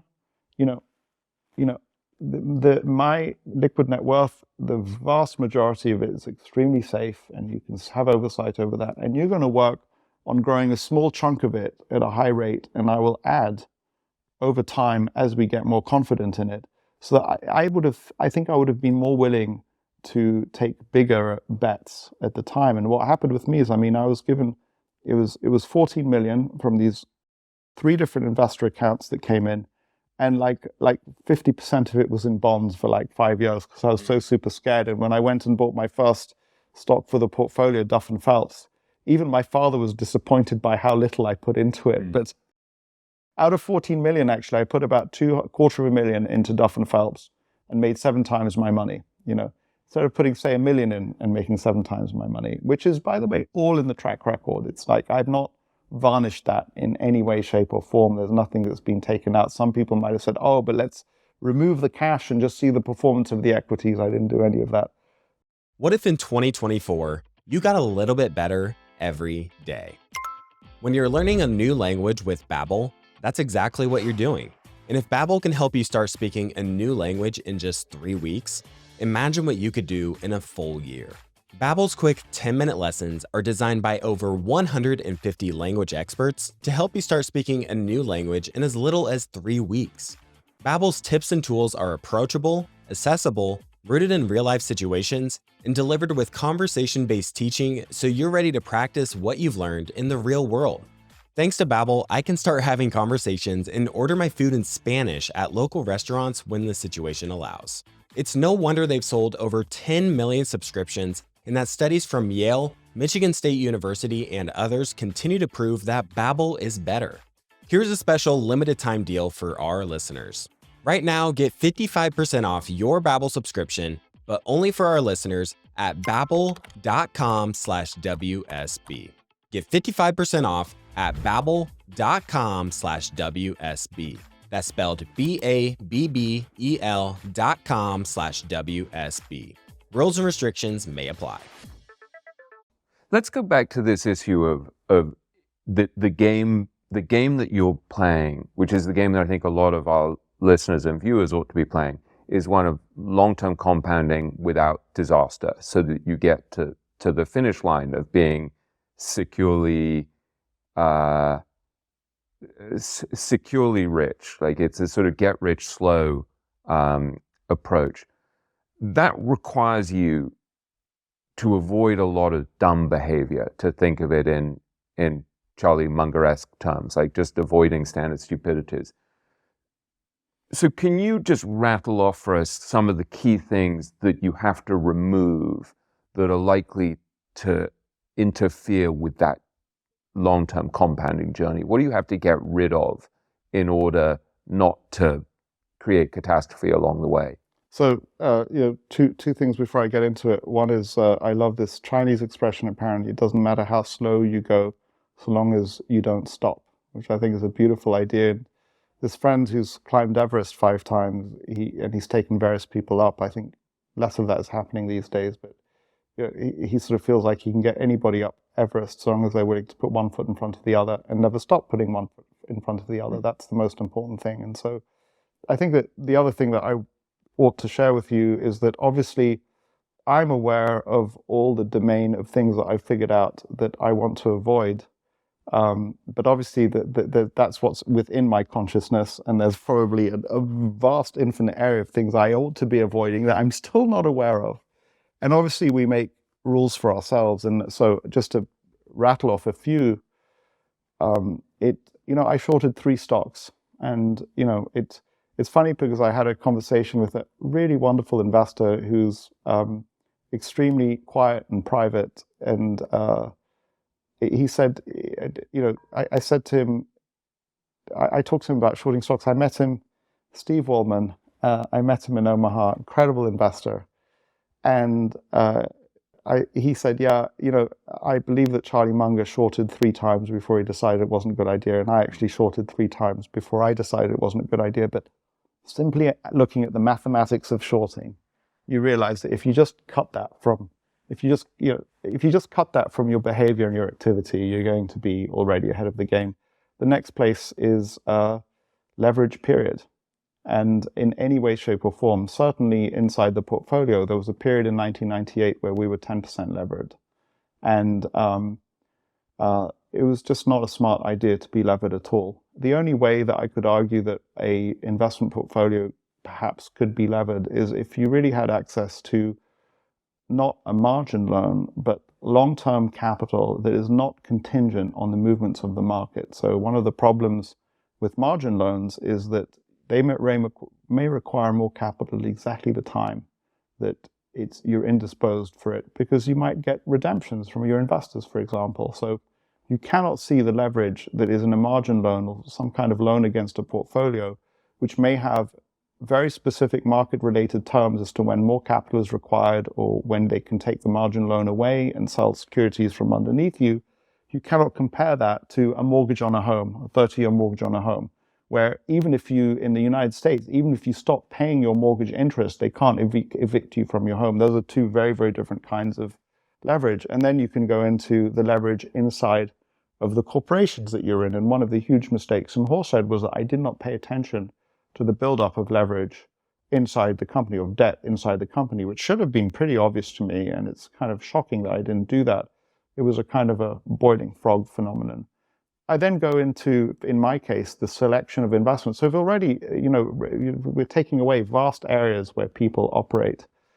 And then when we go into what I find is happening to me, I think, with the selection of companies where I'm even willing to look and start thinking about investing, is that area is becoming narrower and narrower. And I kind of don't want to think about assets that could evaporate for one reason or another. So if you're a company that has a new drug that you're at work to develop with the FDA, and you've made progress through the first 2 stages, but you might not make it through the 3rd stage, that asset could evaporate. And so you kind of like rule out every possible asset where it could evaporate in one way or another. And what I'm trying to do is only look at assets that will exist through time forever and ever, even after a nuclear winter or an asteroid hitting Earth. I can sort of like predict that on the other side, that will still be there. And that cuts out a very, very large number of businesses where you just can't tell if they'll be there on the other side of some sort of like huge event, because most businesses are just not like that. Any kind of consulting business is really just the people. And what we've seen, for example, in the case of, you can have an Arthur Andersen or a McKinsey, where it's extremely well known, highly respected, and then a series of events happens where suddenly the brand has been utterly damaged. So getting to those assets that are really around forever and ever and only operating with those assets is also hard. But those are a few things where you're kind of clearing things off the table and getting a way to kind of like shut them out, or reduce the brain cell spend thinking about them quickly. You mentioned something interesting to me the other day also when I said to you, what could interrupt the compounding journey, the long-term compounding journey in terms of your own behavior? And the very first thing you talked about, before you even talked about meddling unnecessarily with the portfolio, trading too much, things like that, having too much leverage, you said messing up my relationships. Can you talk about that? Because I think it's something that people don't really think about. And actually, I think it's such an important insight that if you mishandle your marriage or your relationship with your kids or something, or your relationship with your friendship, with your friends, that actually can have a really powerful impact on your compounding journey. And and I find it interesting that there are a few areas where I, with deepest of respect, part company with these great sages that I worship in Omaha every year. It's somebody made the point to me that, you know, these kind of like extremely famous value investors live a very long time, but they don't necessarily have the best marriages. And so it's, you know, pay attention when something really irks you, and that bothers me because that is just not an outcome in my life. I don't want to have an unsuccessful marriage. I don't want to be somebody who got married twice if I don't have to. You know, I totally respect and understand somebody who loses a spouse, God forbid, to some tragedy, and then they end up getting remarried. But so that bothers me, and because it seems to be a pattern with some of these famous value investors. But I think that my experience of one CEO who was going through a divorce, and so it's not that, you know, you get into the office and I'm having difficulties with my wife and that we've had a bad argument over something. It's when behavior it sort of like becomes, and I saw this from the outside with the CEO, where what one spouse has done to the other makes the person so red with rage that in this case, he was willing to make decisions about compensation structures inside this company that he had significant influence over to spite his wife. So, or the wife with whom he was going through a divorce. And I think that the problem is not you're going through turbulence with your spouse, which we all have, or with significant relationships. It's where the thing overwhelms us in such a way that we're unable to take rational decisions anymore. And I think this is one of the most important things I've learned from you over the years, is actually the importance of having a calm, quiet, steady base or foundation on which to build everything. And I think one of the reasons why it resonates so much for me is that, like you, I have an unquiet mind. I have there's a lot of noise in my head. Both of us, I guess, you know, we often talk about having different types of attentional issues where our minds are all over the place. And so to find a place, to create an environment where we can be quiet, where we can think calmly, is probably even more important for us than it is for other people, because it's so easy for us to get flooded or overwhelmed or distracted. And so I think one of the things that I saw very vividly with you is how you, by moving to Switzerland, you created a quieter environment. And something that you mentioned to me when we were working on the book that's always had a big impact on me was, you said, it was a beautiful image. You said, I need to have my mind be like a calm pond so I can see the ripples in the pond. Yeah. And so I think you understood much earlier than I did the importance of structuring your environment including your physical environment, your office, but including your relationships, so that your mind can be a calm pond. And I think for some people, there are people who can sit in a cafe. I know Tim Ferriss has talked about how he can write in a cafe or something where there's lots of noise, and that's helpful to him. My friend John Gertner, who's a wonderful writer, who wrote these books like The Ice at the End of the World and The Idea Factory about Bell Labs, he used to sit down with Wilco playing on headphones and would start writing. For me, my kids would start playing piano or guitar at home, and it would drive me insane. You know, my daughter, Madeline, complains that for years she couldn't play piano because I was working on my book at home. And so I think just understanding how your mind works and how to create an environment in which you can operate peacefully and how the relationships matter. I think there are some people who could be arguing with their wives and still have amazing returns. For me, so much of my life is built on the fact that my wife Lauren is a really lovely, kind, gentle soul who makes life possible for me. Likewise with you, I see how much, like I said to you earlier this week, and apologies for this long-winded monologue, but one of the things I said to you this week is, you seem much better this year than last year. And I can see that's because Laurie is around. And it's lovely. You're so happy when Laurie has been around. She drove up from Zurich the other day and cooked us dinner and was hanging out with you. And I can see the calmness. And I think it's such an important realization for us to think about how to create an environment in which we can operate peacefully and think calmly. Do you have any thoughts on that? So many, and you know, my brain wants to dart in 5 different directions. So one really important thing is that I think I was right to focus on constructing the right environment, and the physical environment is important. But I think that today, from the perspective of today, everything counts, and the physical environment counts, but the right relationships. And that's not, so first of all, get the right relationships and then work on them to make them better and to support your decision making, I think is something that I would focus on a lot more. And so the idea that you can't build a successful investing firm in the middle of New York City is wrong. And especially given that some people, for example, work extremely well in noisy cafes and some people don't. Another thought that comes up to me is that people have approached me who are kind of like young. They're in their, sometimes some of the people who attend Berkshire like as young as 14 and are totally committed to compounding, or I'll meet men in their early 20s who are maybe not even dating or haven't figured out their life partner. And I will tell them, if you plan to compound, from my perspective, I think that one of the most important things that I started really the journey of compounding around 30. And that extra 10 years, or Warren started at age 11, makes a huge difference. I mean, often the difference is just the amount of time you've been in it. I tell them, don't worry so much about setting up your investment structure and your financial compounding structure. Figure out the right spouse and invest yourself in figuring out the right spouse and get that done. Get your marriage into the hopper and settled, because that's going to be, at least for me, I think that's a really, really important building block.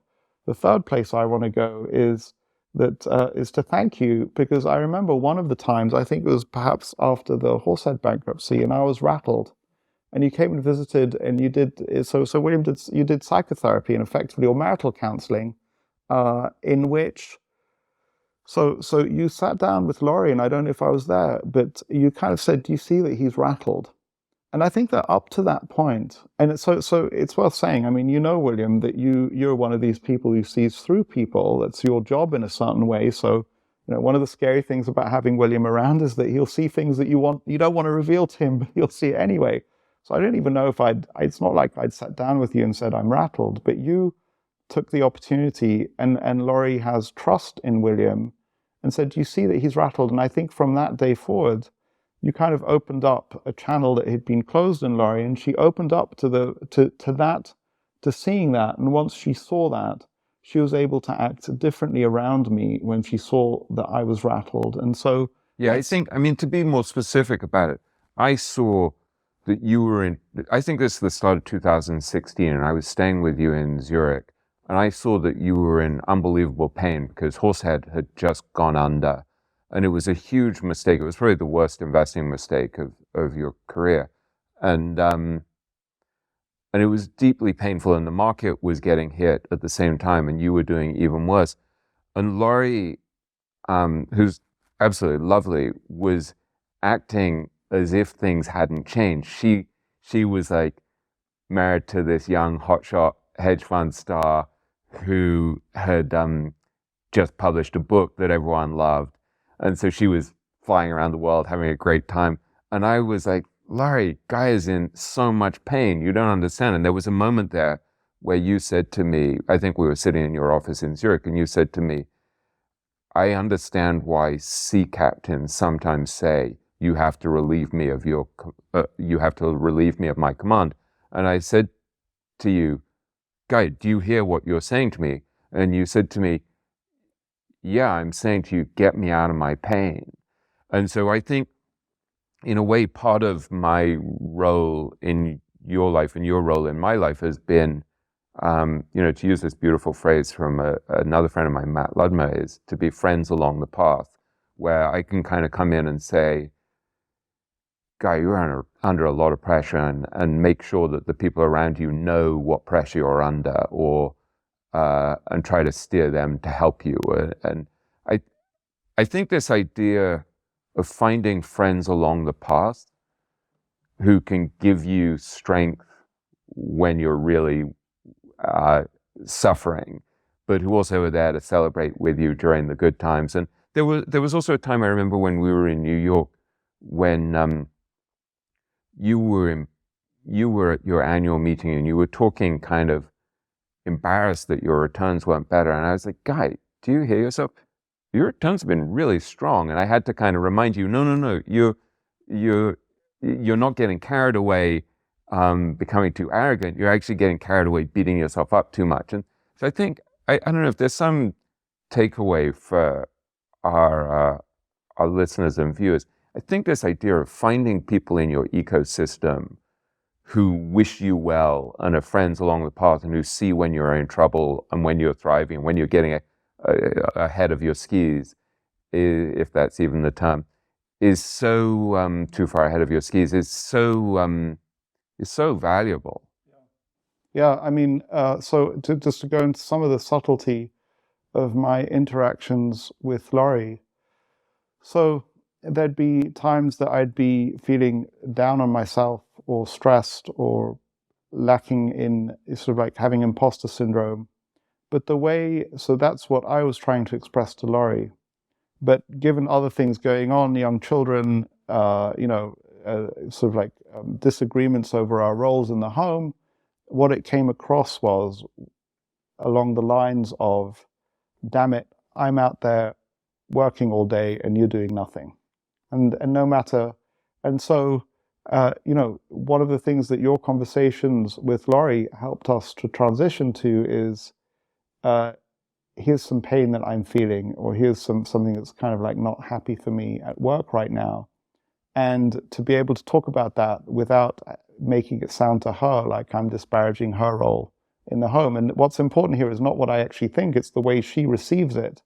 And so that's kind of a subtle difference. I would tell you that what I've learned, and actually I'm excited to do this kind of like, so what Laurie and I have learned, when things come up, and it's very easy to tell when something's come up because one or both of us is riled. And the perspective that I've developed is I don't have to try and figure that out on my own. Most of the time there is a template out there that we may not have within our toolbox. And so we've gone to this marital counselor in London who's helped us in all sorts of ways. And there are subtle adjustments and differences, or modeling of certain kinds of interaction that just once you've got it, you've got it. It's a bit like learning to ride a bicycle. And so I'm actually curious, given going back to the very beginning of this conversation, the intensity of our interactions. So this is friendship, but I'm curious to see what this psychotherapist, counselor, family dynamics guy has to say, and if it may do nothing. But we had a transition. One of our children was moving from one school to another that I was deeply uncomfortable with. And we went to him. We had 3 or 4 sessions with him. His name is Philip Trenchard. He works in London. He's amazing. And he helped us. And I know that my relationship with my daughter is and will be far better because he helped me navigate that transition. So it's subtle. I think this is one of the important things that I've learned from you is the extent to which investing is this inner game. There's the outer game of figuring out how to do financial analysis, how to look at the numbers, whether the numbers are trustworthy, what the leverage is, all of the, whether management is good. And then there is this inner game that, because I've had this up close and personal view of you over all these years, I can see you having to manage your own relationships, your attention, the structure of your office, the environment. And I'm not sure, I don't know if most people are as conscious about it, and maybe because you've done a lot of therapy and a lot of analysis and also a lot of writing, which I think has been hugely helpful for you in figuring out what it is you think and believe. You're just much more aware of this than most people, this aspect of the inner game. Yeah, it's interesting. So the writing definitely helps. Writing is really worthwhile.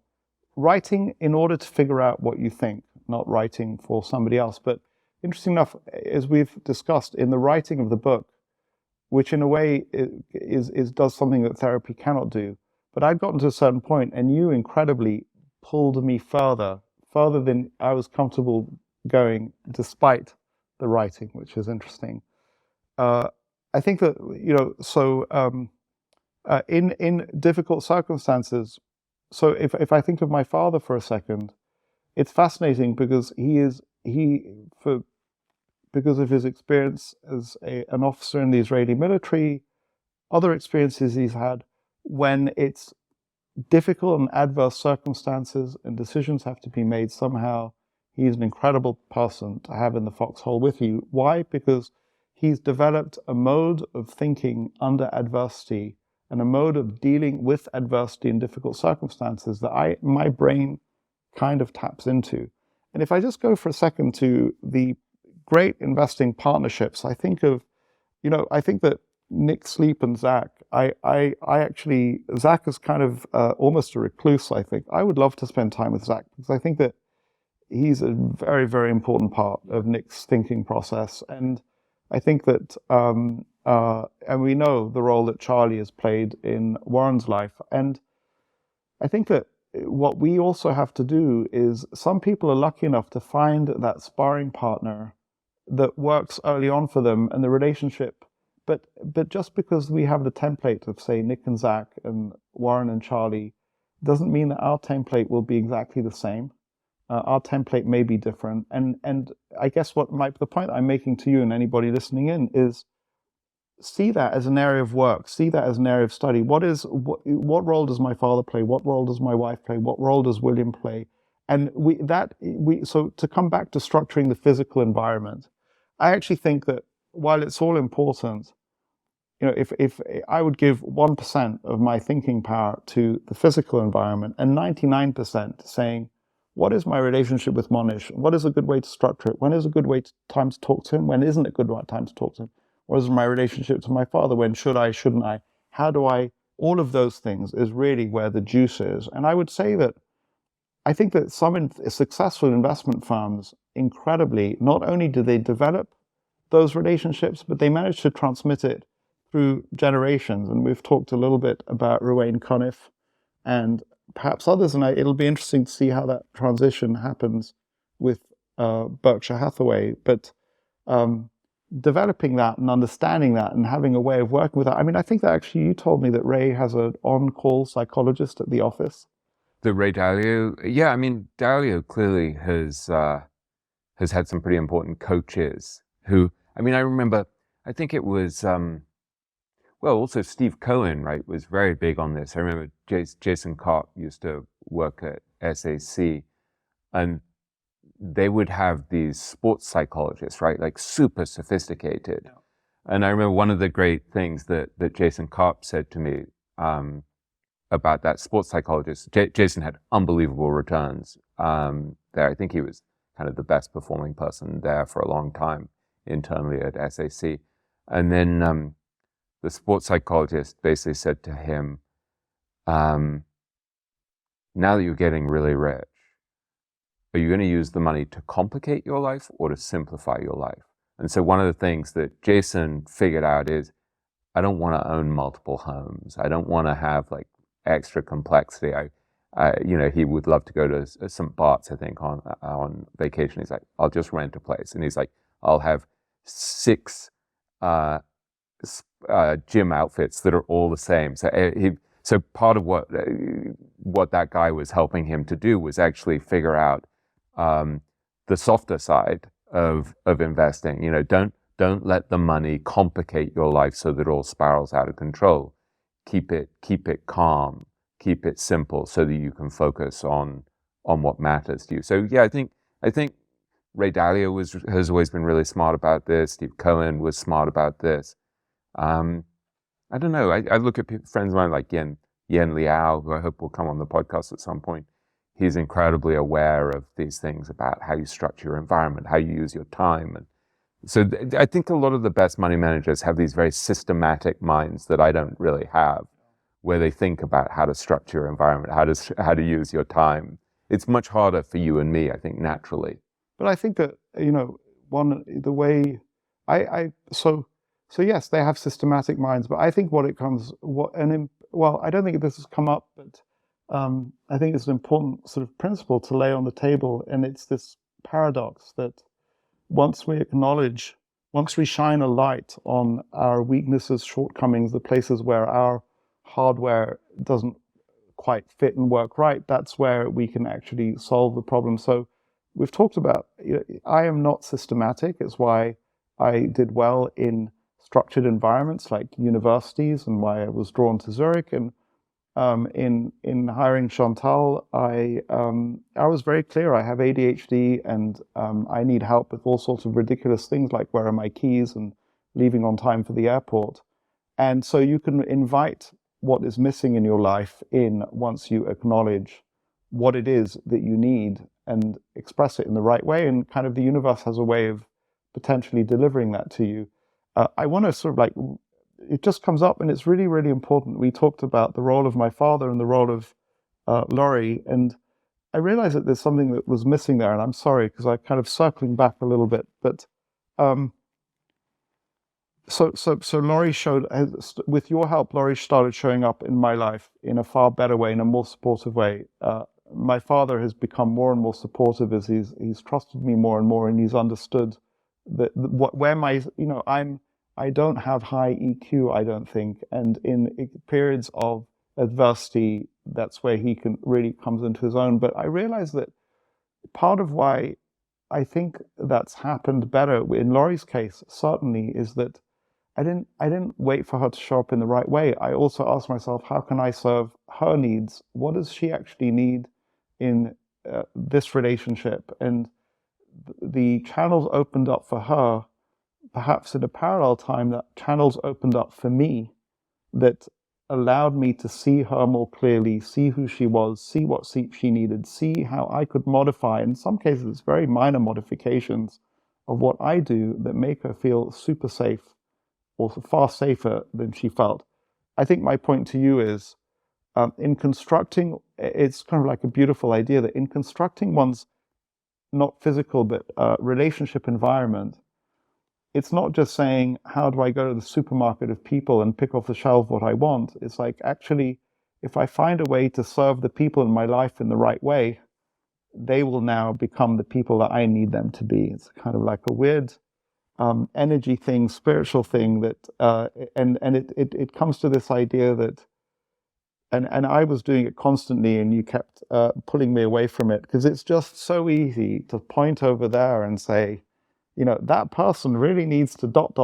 And you a few times brought me back and basically saying, yeah, but forget about that guy, because you can't change them. The only thing you can change is yourself. So all I really need to do is, to see the dynamic, to see the way it's not positive, but then own my part in it and change that part in it. And somehow the world has this way of, once I do that change, then the change is far more likely to happen on the other side. Yeah, I think it's a really profoundly important point. It's like we're constantly looking to change other people.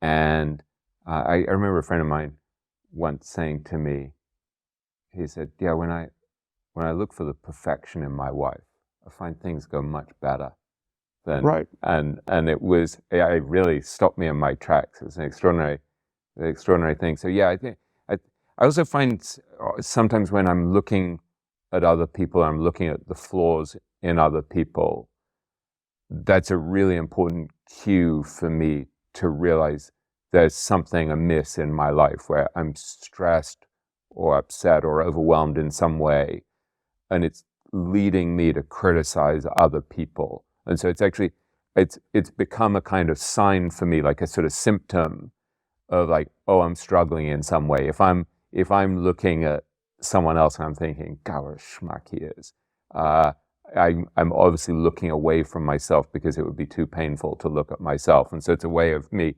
like you just start to get more familiar with the tricks of your own ego and to see, oh, okay, I need to focus on myself because I can actually control my own behavior. And so I saw very different behavior in you last time we were here.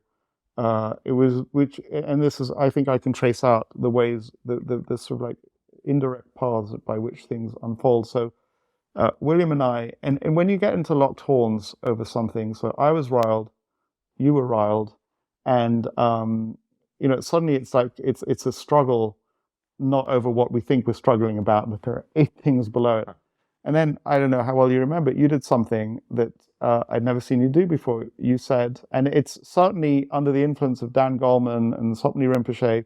Dan Goleman, one from your podcast, one of the things he says, you just want to increase the distance between the trigger and the reaction. So you did something that I'd never seen you do before, is in the midst of this heated, sort of like both at each other's throats, you said, I'm getting heated, I don't like this, I've got to take half an hour just to walk away. And literally you disengaged, almost I felt like I was mid-sentence, and you just walked away to the bedroom and you disappeared. And that was hard for me because I wanted to remain locked in verbal combat with you. And I was kind of a break. I was like, what now? Do I make another coffee? I wonder when he's going to come out. You always make another coffee. So that was new. But so then, and I just want to trace this because I'm learning in the process of talking about this. So you did something that didn't enable me to distract myself from whatever was going on inside by focusing on whatever the hell I perceived to be the source of the irritation from you. And but then something else really important. So you've been talking to me a lot about meditation, and you gave me, and this is now Matt Ladmer who gave me this, and I just think it's such a gem and is so important. Is I don't know what you went and did in the room, but the key is not to say, oh, I'm calm, this annoying argument, I'm calm. No, it's like create the space to try and understand what is going on. So the term that Matt Ladmer gave me is spiritual bypassing. That's not the point of the disengagement. That's not the point of calming the mind as I understand it. The point is now you have the space to try and understand what's really going on. And so that calmness is to do real work. Yeah. It's not just to deny it and put a lid on it. So you're trying to look at what's actually going on in your body and your mind in an honest way, not looking away from it, not avoiding it, not pretending, oh, I'm so zen that everything's just fine. It's like you're looking at it. I think this is one of the great gifts of meditation, is you're looking at it with a higher level of resolution. So you can be like, oh my, I've been feeling it during this conversation. It's like, I don't know if it's I drank too much coffee, which is usually, but you can never drink too much coffee. Usually it doesn't have any impact on me, but I'm like, there's like something weird, like there's a sort of anxiety kind of here that in my chest that I'm like, it's like, it's uncommon for me. And I don't know if that's, so yeah, slightly uncomfortable because you become more self-aware. So you're like, oh, what's going on with me? Like, but that's kind of helpful instead of avoiding what's going on in your body and just being or your mind and just being quietly controlled by it. You're like, okay. So one of the things Ken Schubenstein, our mutual friend, taught me that was hugely valuable, that I wrote about a little bit in Richer, Wiser, Happier, was when he said that you don't want to make important decisions when, for example, you're hungry, angry, lonely, tired, in pain, or stressed. And so knowing what state you're in is hugely valuable. So like when we had that locked horns last year, and I could see I was just getting angry and upset because I was saying something to you that you didn't get and you were kind of rejecting, and then I felt hurt and rejected. And so I just know if I continue to have this discussion while I'm angry, I'm going to cause damage, and that's not going to help me. Let me just take myself out of this situation. And so I don't think it was optimal because I wish I hadn't got angry, but I think it was, at least I had the self-awareness to know I need to take myself out of this situation. It gave us a chance to cool down. So I think with a lot of these things, it's not like, oh, I'm going to become so zen and so profound, such a great practitioner of meditation and so self-aware through therapy or whatever it is, that none of this stuff will occur. Dan Goleman talks about this a lot. He was on a recent episode of the podcast. He's just incredibly thoughtful about this. It's not that those thoughts or emotions are going to go away, but because you're more aware of them.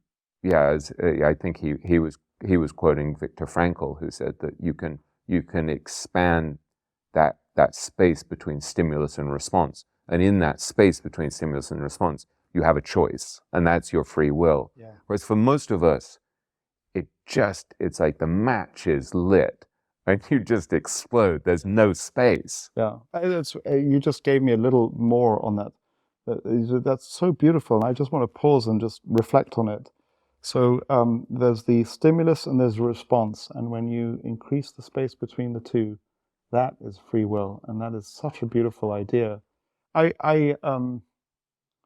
My brain was going in two different directions. Yeah, because you get to choose in that moment where if you're just controlled by the stuff that's swirling under the surface, you have no choice. You're just controlled by the fact that you got triggered by something. You said to me something very interesting the other day where you said to me that there were certain points in our discussions over the last few days where you were being slightly triggered by something, and so you would start to feel your feet as a way of grounding yourself, and you would breathe more deeply. Can you talk about that? Because that strikes me as a sort of practical thing that you've learned to do to kind of lean into difficult situations instead of avoiding them. Yeah, I'll have a go as my brain comes back into focus. So one thing so it's Dan Siegel who wrote a book called The Developing Mind, which I read 20 years ago. What an incredible guy.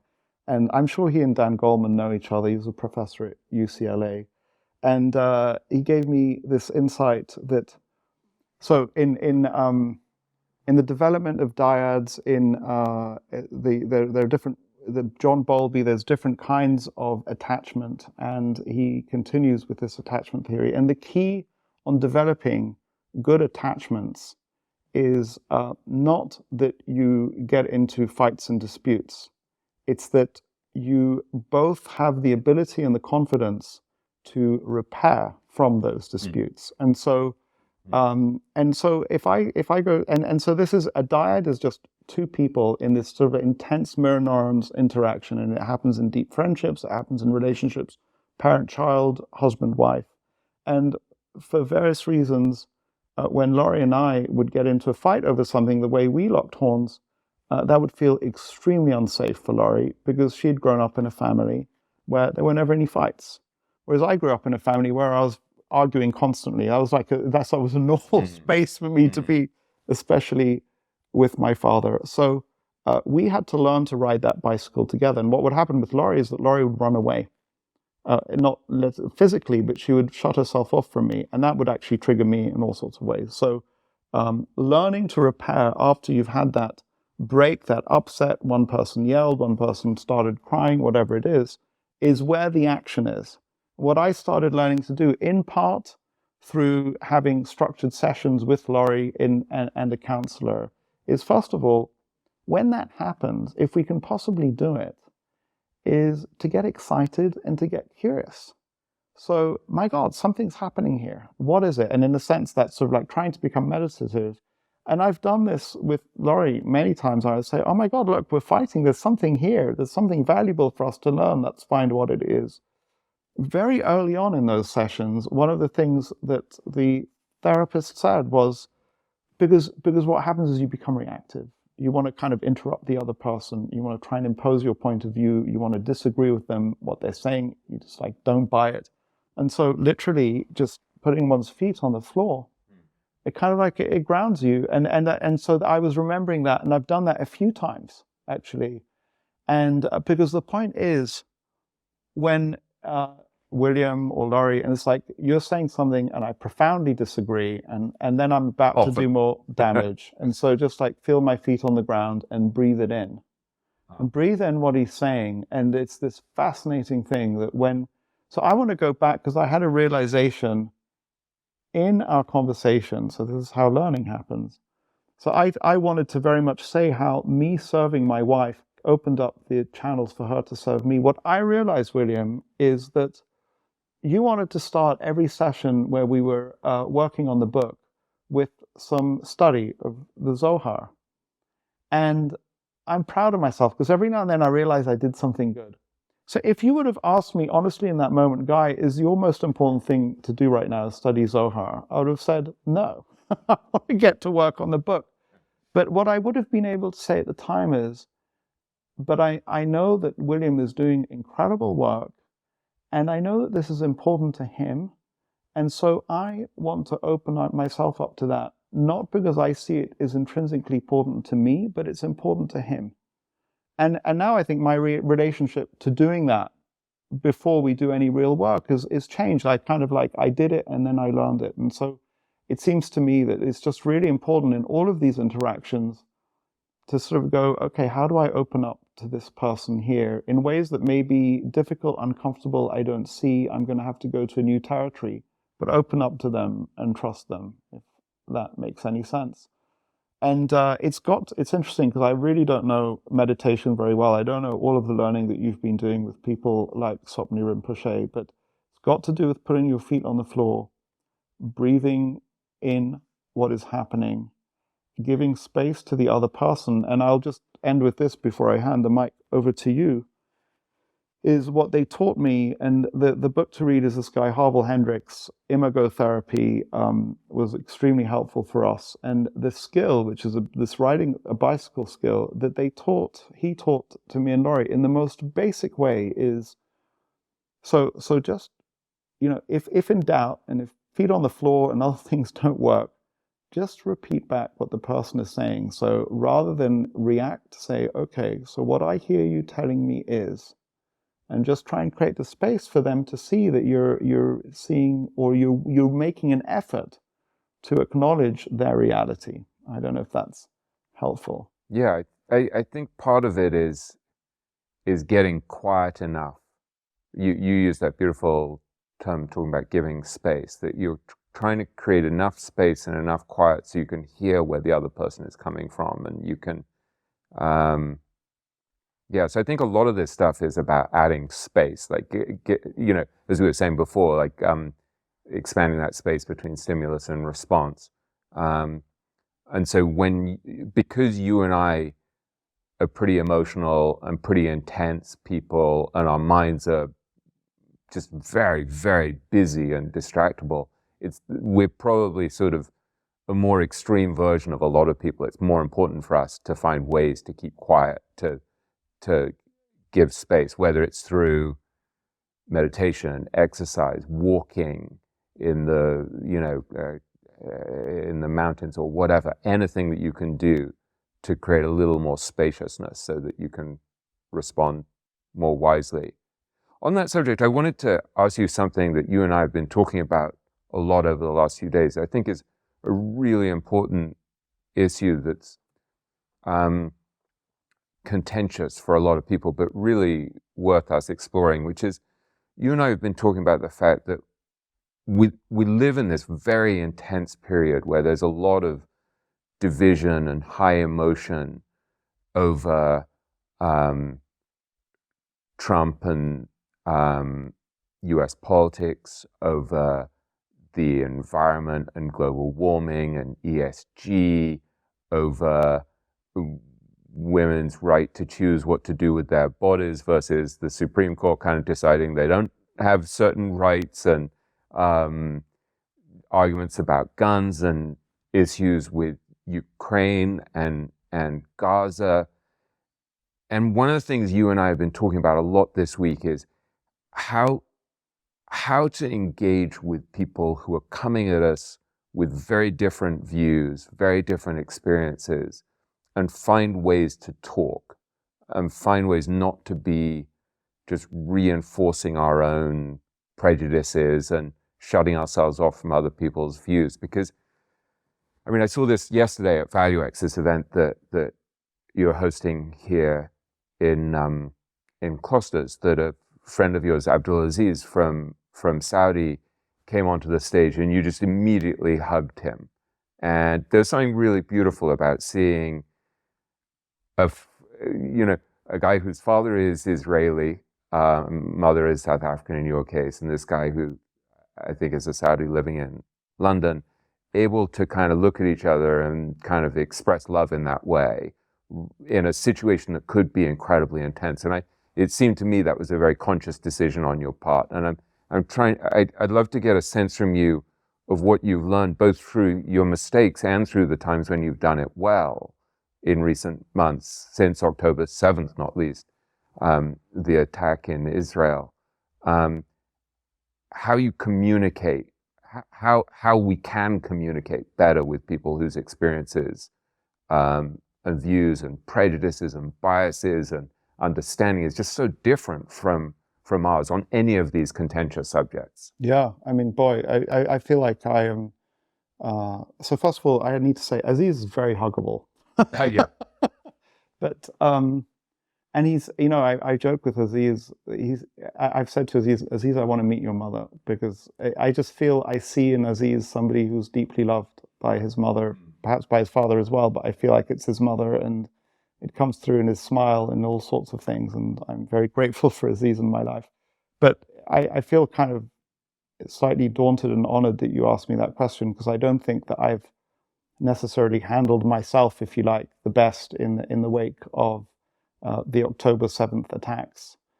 And so, and I think that there are people who are real experts. I'm thinking of a sort of a forum trainer, moderator, coach type in Israel called Amir Kfir, who I've seen moderate disputes. And so there are people who are real experts at it, and I'm not one. And I think that I know the principle and the principles, but acting on them, especially when you're involved, is extremely hard. And I think there's many nuances and subtleties, but I'll just give you what I know, which is that when we have anger and hate, but let's stick with anger, a lot of the time, not always. So the way I understand anger, as an appropriate emotion, is an emotion that says, my boundaries have been violated and I need to take action. And there's some sort of saying somewhere, to get angry is easy, but to get angry with the right person in the right way at the right time.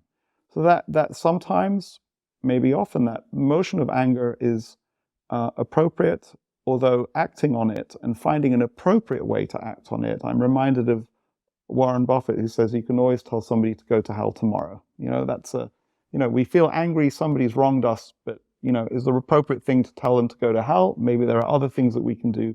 We should wait. So that's one version of anger. But there's another thing that happens in anger, which when we experience the emotion of anger, the way I understand it, which is that it's actually covering up pain. And for one reason or another, we don't feel like we have the safety, the space, the ability to experience our pain. And therefore, anger comes along with this protective shield, and the anger allows us to push away whatever it is that is causing us pain. But if we can somehow, in ourselves, in others, see that actually what this anger is doing is it's shielding pain, and allow the anger to kind of be not obscure the pain. That is, so if we could just go to what is highly contentious and a dangerous territory, but it's the one that I'm most familiar with because I've been probably far too engaged with it, is that what is going on in Gaza, and I can template it onto fights that I've had with Laurie, is that there is enormous pain on both sides. So one can talk about the rights and wrongs of all sorts of things, but I don't think anybody, we could get them in a quiet conversation, could dispute that there is enormous pain. And I guess we can go into a little bit. On the Israeli side, I'll start with the Gaza. I'll start on the Israeli side. So there is enormous pain at the atrocities that were committed, which on the Israeli side, very clear, and I think to most humans, feels extremely unjustified, unprovoked, and things that one human being should never do to another. And then over and above that, that's triggered two further things, which is this has happened to the Jews throughout history, and another trigger, which is that the state of Israel was supposed to protect us against these kinds of pogroms happening, but it didn't protect us. And we thought that we would live in a world without anti-Semitism, but anti-Semitism is right there. And then I want to take the perspective of an innocent Gazan family who are trying to make their lives. And I would tell you, William, that for the longest time, and if I somewhere in my Google account, this was well before we had Google, in Ramat Shavim, which is a village that was founded by my grandfather and other people in the 1930s, my Aunt Miriam had somebody who was a farmhand who would travel from Gaza. He's from South Gaza, I believe from Khan Yunis, and it's terrible because I forget his name, but he was like, he knew everybody. We knew him. He would stay overnight when he was allowed to, and then Israel changed the rules, and in theory, he had to get up very, very early in the morning and then go all the way back to Gaza. And then for some time, my Aunt Miriam allowed him to stay overnight against the rules because he was supposed to go back every night for security reasons, not for any other reason. But when I talk about Gazans, I just want to be clear that I know Gazans. There was another Gazan that I knew at business school who at the time had started the Gaza Rowing Club, actually. There's a beautiful beach there. So from the perspective, and I know that there's the claim, and this will be controversial, but there are also, some people want to say the whole of Gazan society is complicit in the acts of Hamas.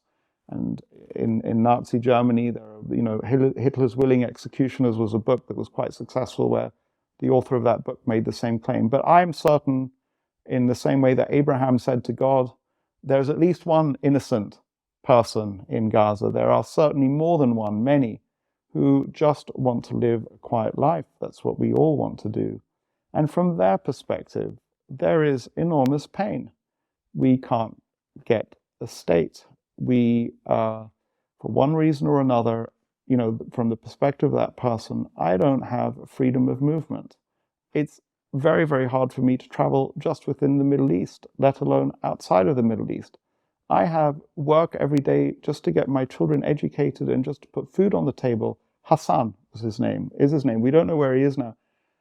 No, Hassan wants to feed his family. He wants to earn his daily wage and buy bread to feed his family. It's that simple. And so, long story short, and I don't know the half of it because I connect far easier to the Israeli side than to the Gazan side. But I would imagine, in an ideal world, sitting down with somebody from, even somebody in power, and say, "You're in enormous pain, aren't you?"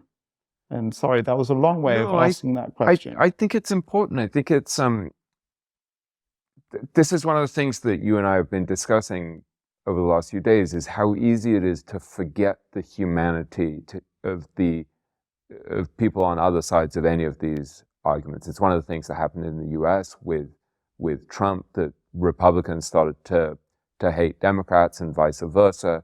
And so I listened to someone, there's a very good podcast that Andrew Sullivan has called Dishcast, and he was talking to an old anchorman who was saying that one of the things that went wrong in U.S. politics was that in the age of Newt Gingrich, they started to have cameras in Congress, and the politicians started to play to the cameras instead of looking each other in the eye across the benches. And once they no longer saw each other as humans and no longer had to look each other in the eye, it was much easier to demonize each other. And so I think one of the great challenges for all of us on both sides, on every side of these debates, whether it's Gaza, Ukraine, Trump, abortion, guns, any of these things, is somehow to yank ourselves back, to remind ourselves of the humanity of the people on the other side, whatever we think of them, however misguided we think they are, and they think we're misguided too,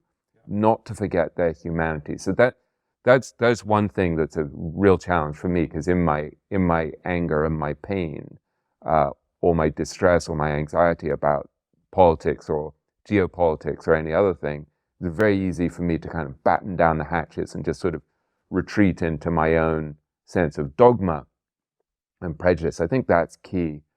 The other thing you and I discussed that I thought was very interesting was an insight from David Brooks that actually also came from a discussion that David Brooks had on the Dishcast podcast with Andrew Sullivan, which is David Brooks is this great New York Times columnist and writer, said, you want to ask people what experience led you to have these beliefs.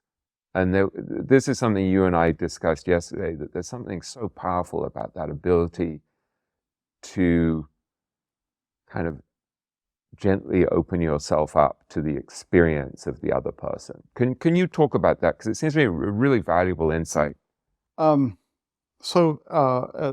first place I want to go briefly is this idea of seeing somebody else's pain and the inability to see somebody else's pain. And, I go back to an early therapy session with Laurie, with my then Jungian psychotherapist called Søren Ekström, God bless his soul.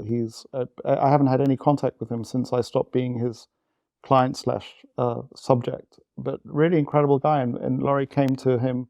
We were in the midst of a big fight, and so, I had to be quiet while Laurie laid it out from her side, and then she had to be quiet while I laid it out from my side, and I was full of anger. And he turned to Laurie, he said, "Do you see how much pain he's in?" I was full of anger. And it was just a moment, and I don't think that Laurie saw at that moment how much pain I was in, and she may not have seen it for the rest of the therapy session, but just those words over time sank in. And so I find myself really wanting to get some kind of anchor who will sit with some of the people who are representing the Palestinian case, I think, awfully, and say, wow, you guys are in a lot of pain. You're in a lot of pain.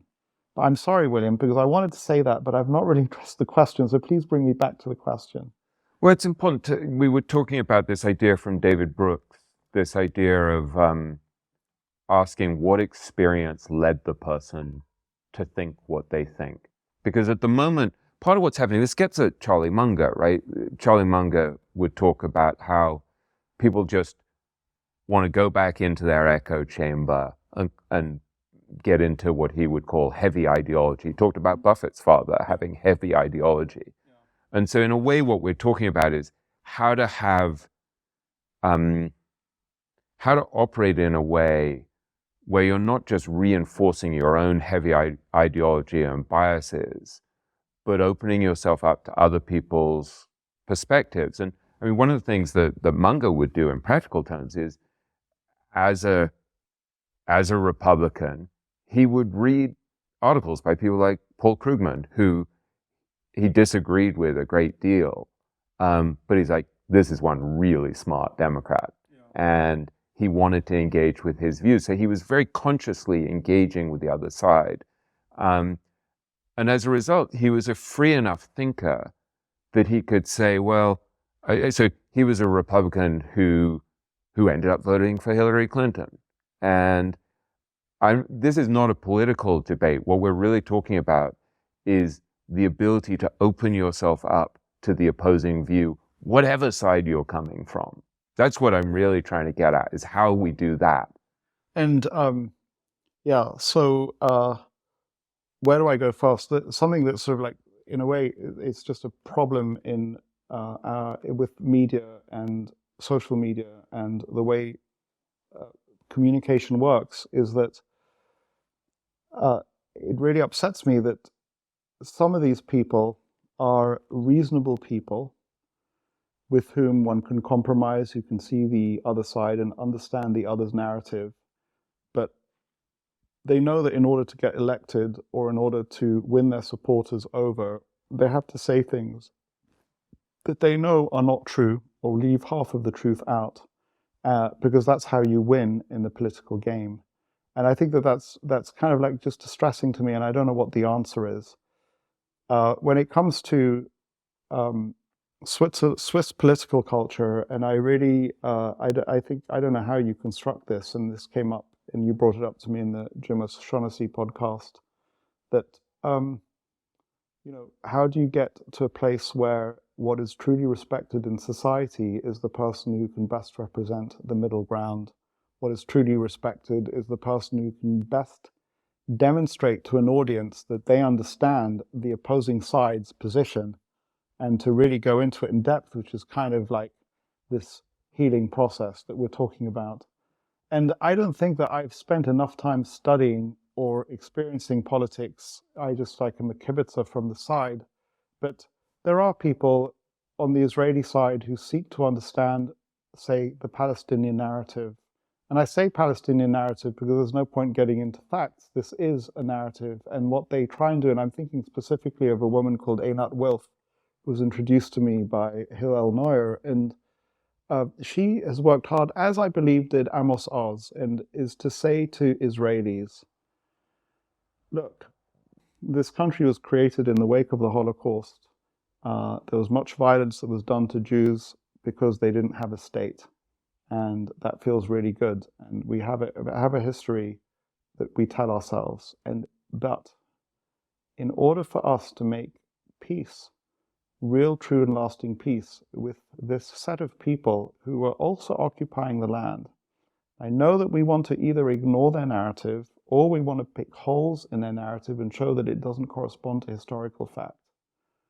But one way or another, the only way we're going to get to a true resolution of our differences with the population that inhabits more or less the same space is to engage with their narrative in a real way, and to at least, even if you disagree with it, because we'll always disagree with it, express empathy. Now, what happens to an Amos Oz in that kind of situation is that he could do that because he was an author, because he would never have gotten elected by writing and saying things like that. And Amos Oz is a very famous, well-known Israeli author who's no longer around, but his daughter is Fania Oz is her name. And similarly, Einat Wilf, I mean, amazing woman who was a member of the Knesset, might have been Israel's nomination for its representative in the United Nations, who sat with me. She's part French, so her mother's French. She sat with me in the south of France in the one time that we were lucky. I was lucky, twice I've met her. And she had to make the decision between telling, I mean, this is kind of like nothing profound, telling lies to get elected or being intellectually honest.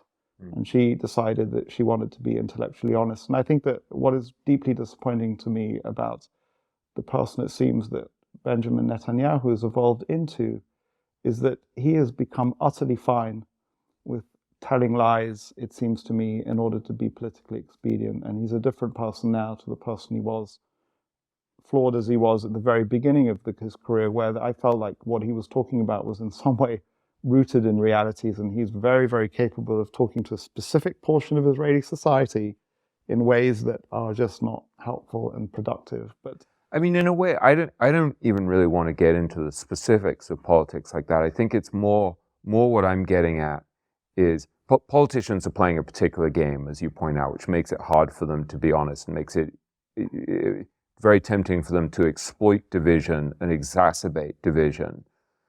I think what we're trying to, and we can move on from this subject in a second, but I think what you and I are groping towards is what a lot of our friends and peers are groping towards, which is to try to get to a place where we're not boxing ourselves into narrow ideologies and anger and hatred, but we're like, it's more that action of you hugging Aziz and looking at each other with love and openness to learn from people with different experiences, rather than coming at it thinking, I'm right, you guys don't understand me, and I'm under threat.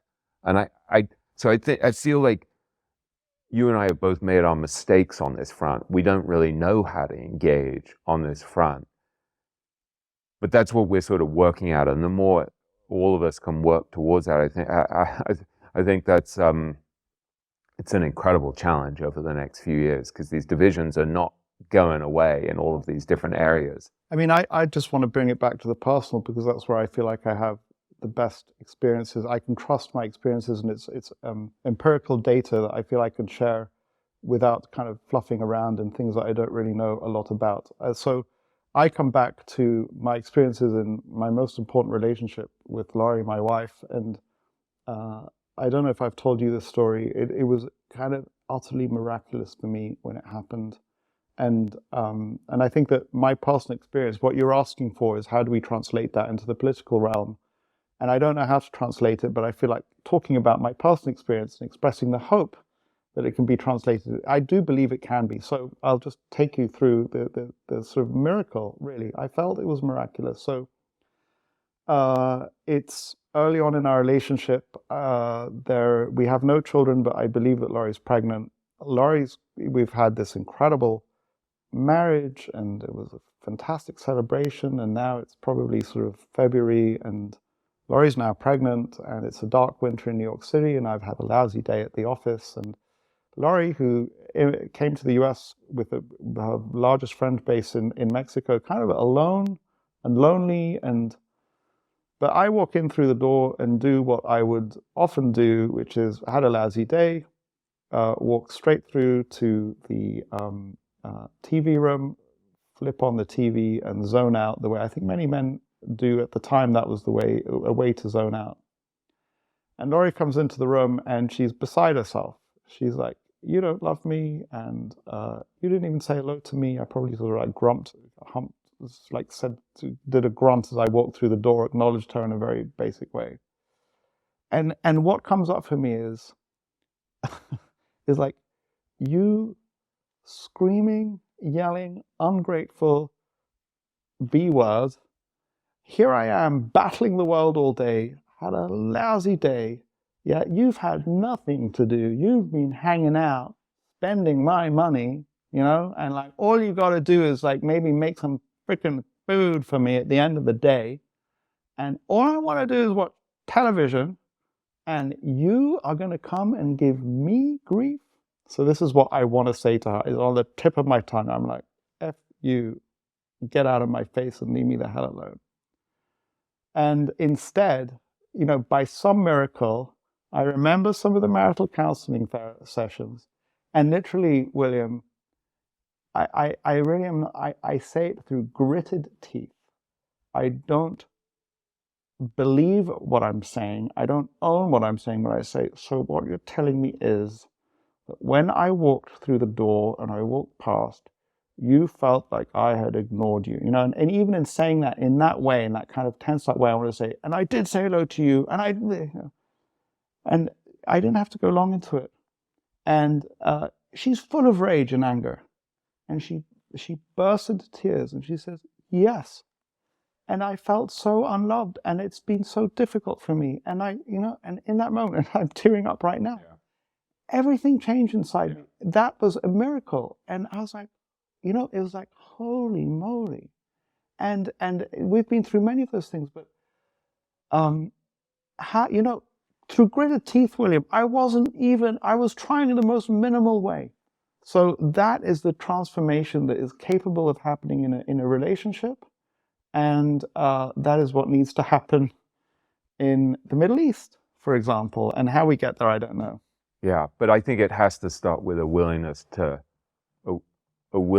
see the other person's experience and their humanity, and to get over our own narrow prejudices. So I don't know. I hope it's helpful for me to think this through, because I mess it up the whole time. I wanted to switch Yeah, thank you for giving the space to that. I think that this is even more authentic to me because it's been deeply distressing to watch this. It's been deeply distressing in all sorts of different ways, and I feel like at least we're honoring the people who are in distress right now. And I specifically, forgive me, William, I walk around every day caring about these people who are underground. They've been held hostage now.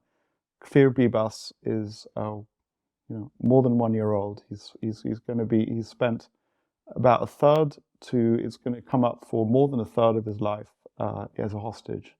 No child should ever have to do that. And while I'm saying that, and I've posted this on Twitter, there are from time to time photographs of injured Gazan children. And what I want to say is that no child should have to deal with that. And that is also deeply wrong. And yeah. So thank you. Yeah, no, it's a very important subject. We talked before about this idea of this long-term compounding journey. And one of the things you and I have discussed is you're 26 years into this. And we sometimes talk about, okay, so a couple of years ago we would say, so let's say you're halfway through this journey. And now we're starting to think, well, okay, so you're about to turn 58, I think, in a couple of days. That's true. Thanks for reminding me. Yeah. I was really holding on to that 57, nice prime number in the second digit. And so I was sort of saying to you the other day, well, wait a second. So let's say you do the fund for another 10, 12, 15 years. It's probably not halfway through anymore. I mean, we figured out the other day that if you continue to compound at 9% a year, which doesn't sound that fantastic, that original $14 million in the fund becomes over $1 billion. That's how extraordinary it is. If you continue to compound over half a century, 9% would turn that original stake into $1 billion. So it's an enormous number. But you and I were sort of discussing, like, what's the point in it all anyway? And you were talking about, well, so as I look to the future, what am I really aiming for? What does a meaningful and beautiful life actually look like? And what part in that is to do with money and continuing to compound, and what part is developing these other areas of life? And I wonder if you could just talk a little bit about how your views have evolved on this question of what actually creating a meaningful life, an increasingly meaningful and beautiful life, actually looks like for you. And it's something that, thank you, and something that I've struggled with because it's not clear to me. So I think that when you have an immigrant's mindset, doesn't mean necessarily you're a first generation immigrant, might be just, but the immigrant mindset is, first of all, to acquire security. And I don't think that non-immigrants can fully understand the sense of unease and I guess it's the sense of unease of being in a society where you don't fully know your way. And I would say with the UK, my family, starting with my mother and father who immigrated to the UK when I was 11 years old, I would argue that we're still on a journey of understanding what the United Kingdom is really about. It's a particularly complex, I think, society with a very, very complex social system. And I'm on a learning curve that I'm still going through and getting to. And I think that many immigrants understandably lunge for financial security. That is why in many countries, immigrant populations, there are many very successful entrepreneurs amongst immigrant populations because that is the source of security. And I think that when I look back, that is a part of what's motivated me to be doing what I'm doing. And we've talked, and I think I've written in my annual letters about that, often the kind of that sense of security or not goes back generations. So in my case, I think there's a particular break in the 1930s when any family wealth that my family had in Germany was completely destroyed, and there was kind of starting again. And what's fascinating about this is that I think that we need to be aware of it because it influences us whether we like it or not. And it's not like my father or my grandparents or relatives ever sat down with me and told me that story, but we grow up living with it. And so it is worthwhile to make it explicit. The place where I struggle is that, and I've said this to you, it seems to me to be asinine is the word that I want to use, but we're in front of a guy who has read many more words of English, and maybe we'll get on to Proust at some point. That would be Charlie Munger's words, asinine. Yes, it is, and I'm kind of using it to reference him. Yeah. But actually, before I go there, do you mind, William? What does asinine really mean? Well, it's in the same genre of words like puerile, stupid, naive. So asinine, it's kind of dumb. It's a fancy word for saying it would be dumb and puerile and idiotic.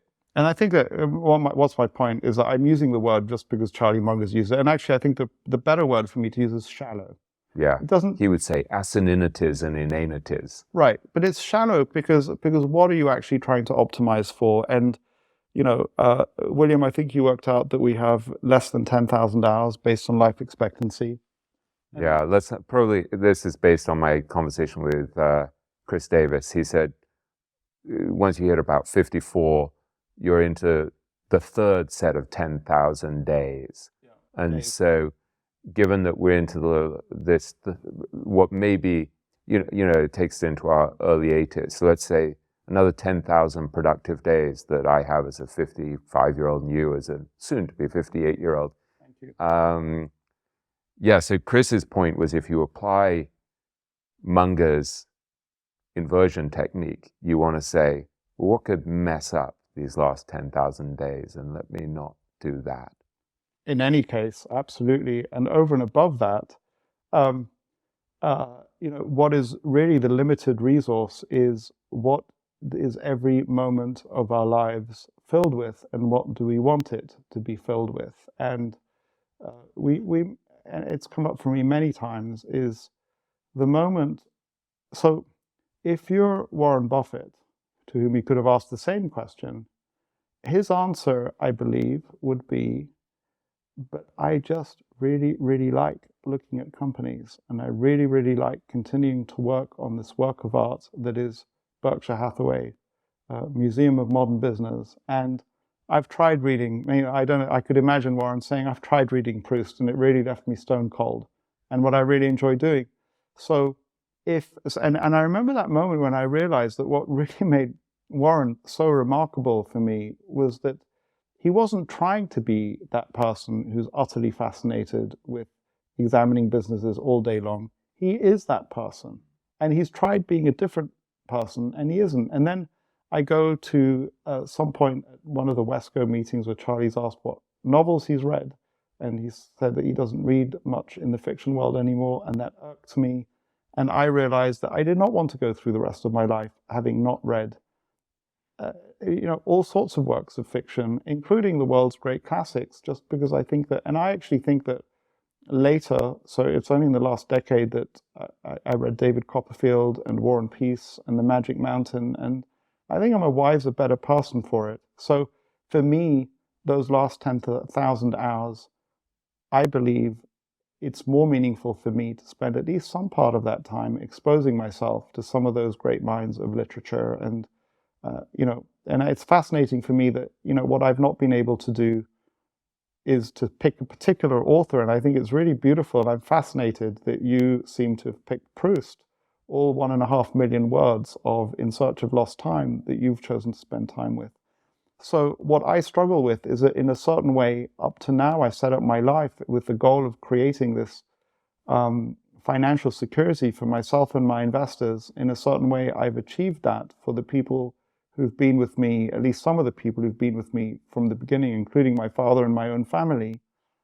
And I haven't really figured out the right way to structure my life going forwards. And I know that the right answer for me is not to say, because I do love the investing side of things, and I don't want to clean that off the table, but it's creating the space for the other things, for a balanced, enriched life. And for me, that involves reading and learning and developing. And then just forgive me, going back to this financial security, and I go back to a talk that was given, and then I'll hand the mic over to you to see where you go, where this, I think his name is Collier, I wish I would remember his first name, 5-year reunion from business school, where he talks to us and he says, as the years go on, many of you will not return to your reunions. And the reason you don't return, he said, he was talking from experience, from analysis of business school reunions. He said, It's not going to be your health. It's not going to be your wealth. It's going to be because you messed up some important relationships in your life, quite probably the relationship with your spouse. He addressed us as a group and he said, don't worry about your finances. You're graduates of Harvard Business School. You're going to do great. You're going to do far better than the vast majority of the American population. Worry about the non-financial side of your balance sheet, and I urge you to invest in that. And so that I really took that to heart.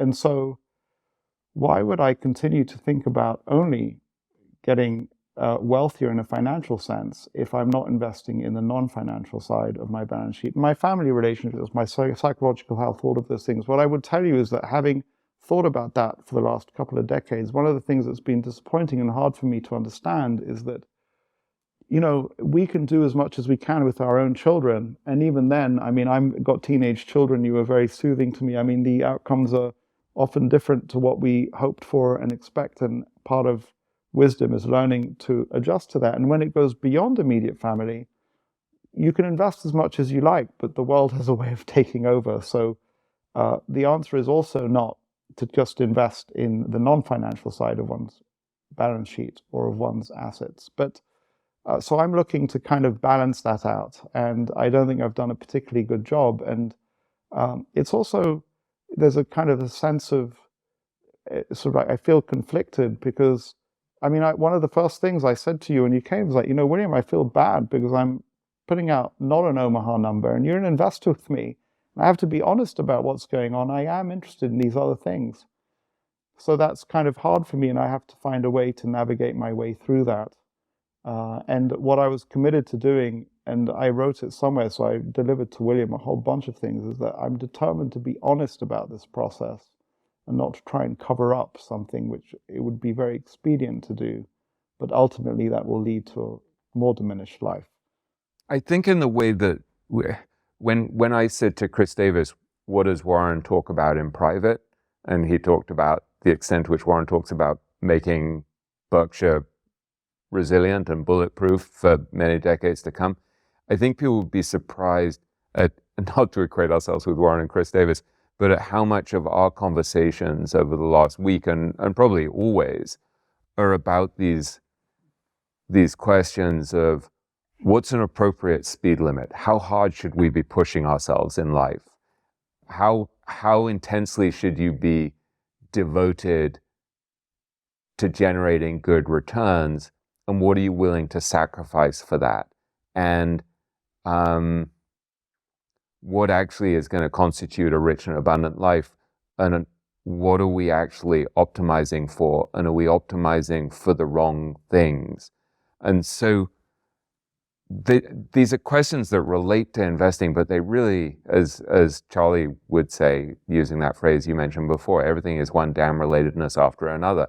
It's all related. Like, I think this is something you and I worry about a lot, or ponder a lot, or agonize about a lot. This question of like, just how intensely focused should we be on things like material and professional success? And are we, I don't know, I had this extraordinary experience with a great Tibetan Buddhist teacher recently who said to me that the greatest wealth is a tamed mind.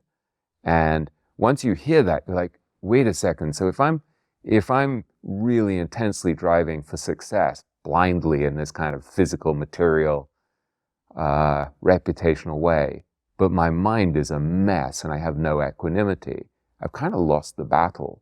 And so I think maybe this is part of our sort of middle-aged existential crisis, is we spend an enormous amount of time actually trying to wrestle with these questions. Yeah, I mean, yes, and it's interesting because you know, I would have felt guilty about doing that, but somehow you've made me feel less guilty. You've actually made me feel like that's perhaps the most important work, and once you get that right, many other things fall into place. I find myself reacting to just a calmed mind as being the ultimate goal. I feel like tamed mind, she tamed said. mind. Yeah, is that somehow for me it's so. Envy, I think, is such an interesting emotion. Again, we could spend a long time discussing trying to understand envy. There's some things on my reading list that I haven't yet read on envy. Mimetic theory, that is something that Peter Thiel is super into is, if you understand the envy in yourself, you can probably manage yourself a lot better, although it would not be good for the demand for luxury goods. So I'm quite happy that it's a phenomenon in humans. But again, envy is an interesting call to action. So when we feel envy, it's, I think, triggering something in us that says, I could be that, I could do that. And envy properly channeled says, that person has got something or is doing something that I would really like to be doing. And actually, maybe I can't do exactly that same thing. There's a path for me. What am I not doing that I can do? And so to the extent that I felt enormous envy for Warren Buffett when I was at D.H. Blair, and then I started taking steps, and I got far closer to a life that is suitable to me, and it was motivated. But what I find myself envying, I know that academia is very, very messed up in all sorts of ways, and there are practical academics or public academics who are no longer part of universities. But one guy that I was on a call with recently is an astronomer at Harvard University. His name is Avi Loeb, and he's a highly respected academic. And he writes something for his Substack email newsletter, short thoughts, not academic papers. Every 3 or 4 days, he's got an interesting thought that he's kind of sharing with his readership.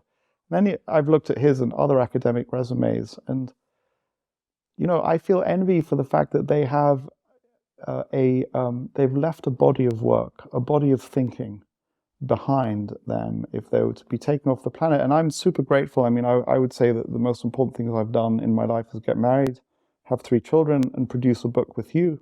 So I've left something behind that perhaps will be of lasting value. We'll have to find out. But maybe there's more there that I should be spending time thinking through. And partly, I mean, we discussed this as well. I think that there's a lot of meaning to working at trying to understand things, perhaps the way that Montaigne did in his essays and George Orwell did.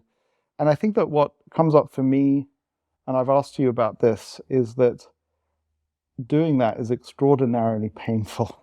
It's hard work, enormous, real writing, sitting at the rock face and saying, now what do I want to put on paper? What do I think about this? What is important for me to express is just the most painful thing, without really actually being physically painful. I think that I've done far more difficult than therapy, far more difficult than fighting with my wife. And so do I really want to do that? Real conversation is painful too. I realized, I was thinking a few minutes ago that that tremendous discomfort in my chest disappeared a few minutes ago. And I'm like, oh, I think that was probably anxiety about talking about Gaza. And so literally, so I think, like, there was one point earlier in the conversation where I felt so physically uncomfortable that I could have, like, there was a part of me that was thinking, I need to get up and go lie down in fetal position in a room over there.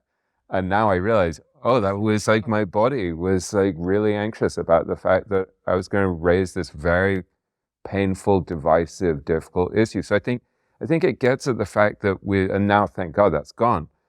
Because we talked about it, we talked it through. And so I think that's part of what we've been doing for years. And this is probably an appropriate place to wrap this up, especially since we're going to have to go for lunch. Not quite, because I got something I want to say to this. Okay. And we haven't talked Proust, so we're going to talk Proust. So. Okay. But part of, we'll talk briefly. But part of what this is about is some kind of inner journey where you're looking at these difficult emotions. You're looking at these conflicts, the painful conflicts between things like trying to be materially and physically successful in the eyes of the world and true to yourself. Like, these are all, how to have your own views and be true to your own view and your own experience, and yet at the same time open to other people's views. I think this is why it's been such a rich area of exploration for us with the conversations we've had over all these years, and with your book and with you helping me with my book, that we're just sort of, we're grappling towards some sort of truth that requires us actually to look at quite difficult, quite painful, quite uncomfortable stuff. And it seems to me that at some point, though, we have to and maybe this is the last 10,000 days, you have to actually make a conscious decision, which I don't think that I'm afraid of making really, is what do I want my life to be about? And there's this beautiful idea that, so Ben Franklin, printer. Ben Franklin was many, many more things than a printer, but there was kind of like, there's a friend of mine that I'm in a forum with and is like landscaper, and he's a real estate developer, very successful real estate developer, but landscaper. What is my life about, and what do I want that content to be? And two people came up to me as you were talking, and you're never going to expect who they are, but they kind of like live with me because, and so two Russian dissidents, we can talk about three, we can talk about Garry Kasparov, we can talk about Alexei Navalny and Vladimir Kara-Murza. I had the privilege of meeting Vladimir Kara-Murza, who was at Oxford, by the way. He's an incredible mind. Now, Garry Kasparov says, there's a book up on the shelf there, Winter is Coming. I hate what's going on in Russia. I'm going to do my very best to try and nudge it in a good direction, but I'm going to stay very, very safe in the West, where they can't get to me. Both Alexei Navalny and Vladimir Kara-Murza take an extraordinary decision. And, there's a documentary on Alexei Navalny. He decides that if he's going to change Russia, he's going to go back to Russia. And he knows that he might get arrested, which he did. He's going to spend enormous amounts of time in prison. They might torture him. They might poison him.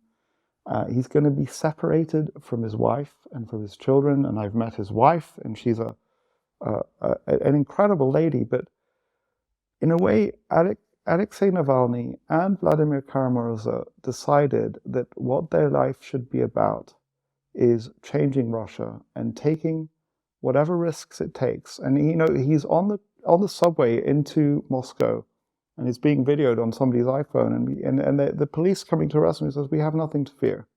And he's a guy who made the decision, I would rather be in a prison cell somewhere in Siberia than live a comfortable life. That is a meaningful life for me. And I look at that and I just, and then, just briefly, the guy who changed South Africa is Nelson Mandela. Yeah. So, his biography, many, many hours and days that he was away from his family because he was working on changing South Africa. And he got himself imprisoned in a way that's the same way that those two Russian characters did. And he had to spend all that time on Robben Island. That was a conscious choice that he made. And I look at that and I go, I don't think that even if I was inhabiting the same body, the same circumstances, the same thoughts, I would have opted for a more comfortable life. And they would have looked at me. So there's a choice that they made that I just mentioned them because they're extraordinary people and human rights activists who take enormous risks with their own personal security and sometimes pay an enormous price, often pay an enormous price. Mahsa Amini, who was killed in cold blood in Iran because she wanted to protest not having a veil on. That's not me, and I feel slightly cowardly as a result. But there's an incredible exercise. Warren's talked about it. Monish and I have done this exercise. Write your obituary. What do you want your life to be about? And then try to live up to that obituary. And I would tell you, William, that Monish and I did that exercise recently, and I had a really hard time with it because I had a really hard time deciding what, I definitely don't want to be an Alexei Navalny figure. It's just not for me. I'm sorry. Sorry, all those people that I might have served.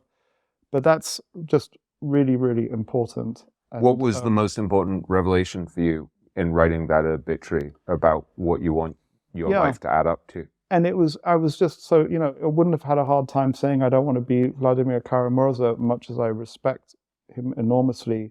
But I knew that, Guy Spier discovered Warren Buffett, wrote a book and made a lot of money, was not enough asinine, to use the word, or shallow. It had to be Guy Spier discovered Warren Buffett, had a family, wrote a book, made enough money, continued to make money, but devoted himself to and produced and thought or something. And that was very, very hard for me. And it was very hard for me to see exactly how that would fit together. And I think that the answer for me is just to struggle with it.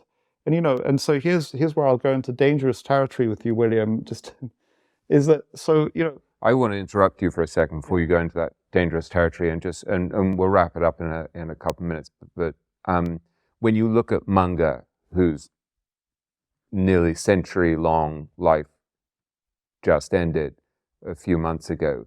Does his life clarify for you anything about what, when you look at his life, does that clarify at all this question of like what constitutes a really meaningful and valuable life?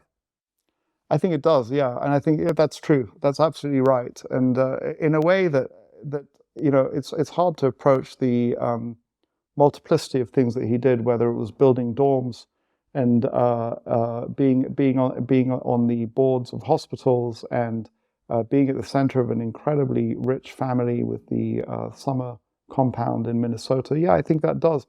I think we have to make our own path. The Arthurian knights in the legends would enter the forest in the darkest place. We all enter the forest in the darkest place. I have to figure it out for me, and I'm nowhere close to figuring it out. He was a channel for rationality and worldly wisdom. I mean, I think he figured out somewhere along the road that was sharing wisdom, sharing rationality was a huge part of who he is. I think somehow, in our own less grand ways, we have to kind of figure out like where do I fit into this mosaic? It's something that's really interesting. The yin and the yang of Charlie and Warren. Warren with his singular focus on Berkshire, and Charlie with his extraordinary intelligence and rationality. That, looking at that personalization, I can't say I am friends or was friends with either of them. Known Warren just a very, very little bit, and Charlie even less. Just observed them from afar. I think that I would have, even though Charlie is the far more interesting conversation partner, an interesting person with all of the range of his mind, on some level, I think I would have preferred to have Warren as a friend. The Blumkins are friends with Warren. Somehow, I don't know why that is, but that's just an interesting thought for me. So yeah, those are, I don't know exactly. I mean, I don't even know actually how one figures that out, because I failed at the obituary exercise. Unless you push me, I want to ask you, William, because it's come up multiple times.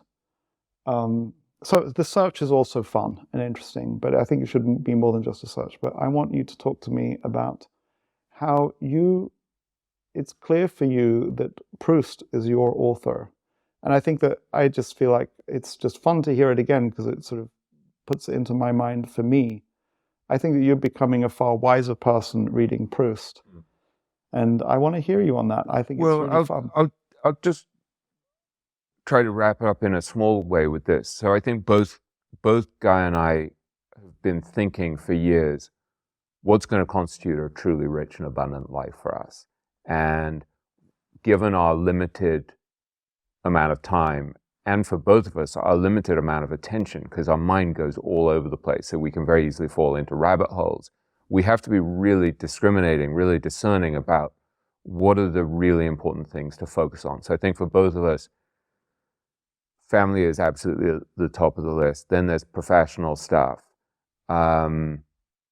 friendship, helping people, sharing insights that we've learned. And then there are certain things that don't really make that much sense, that you're like, no, this is ungodly important to me. And so for me, one of the things I figured out along the way is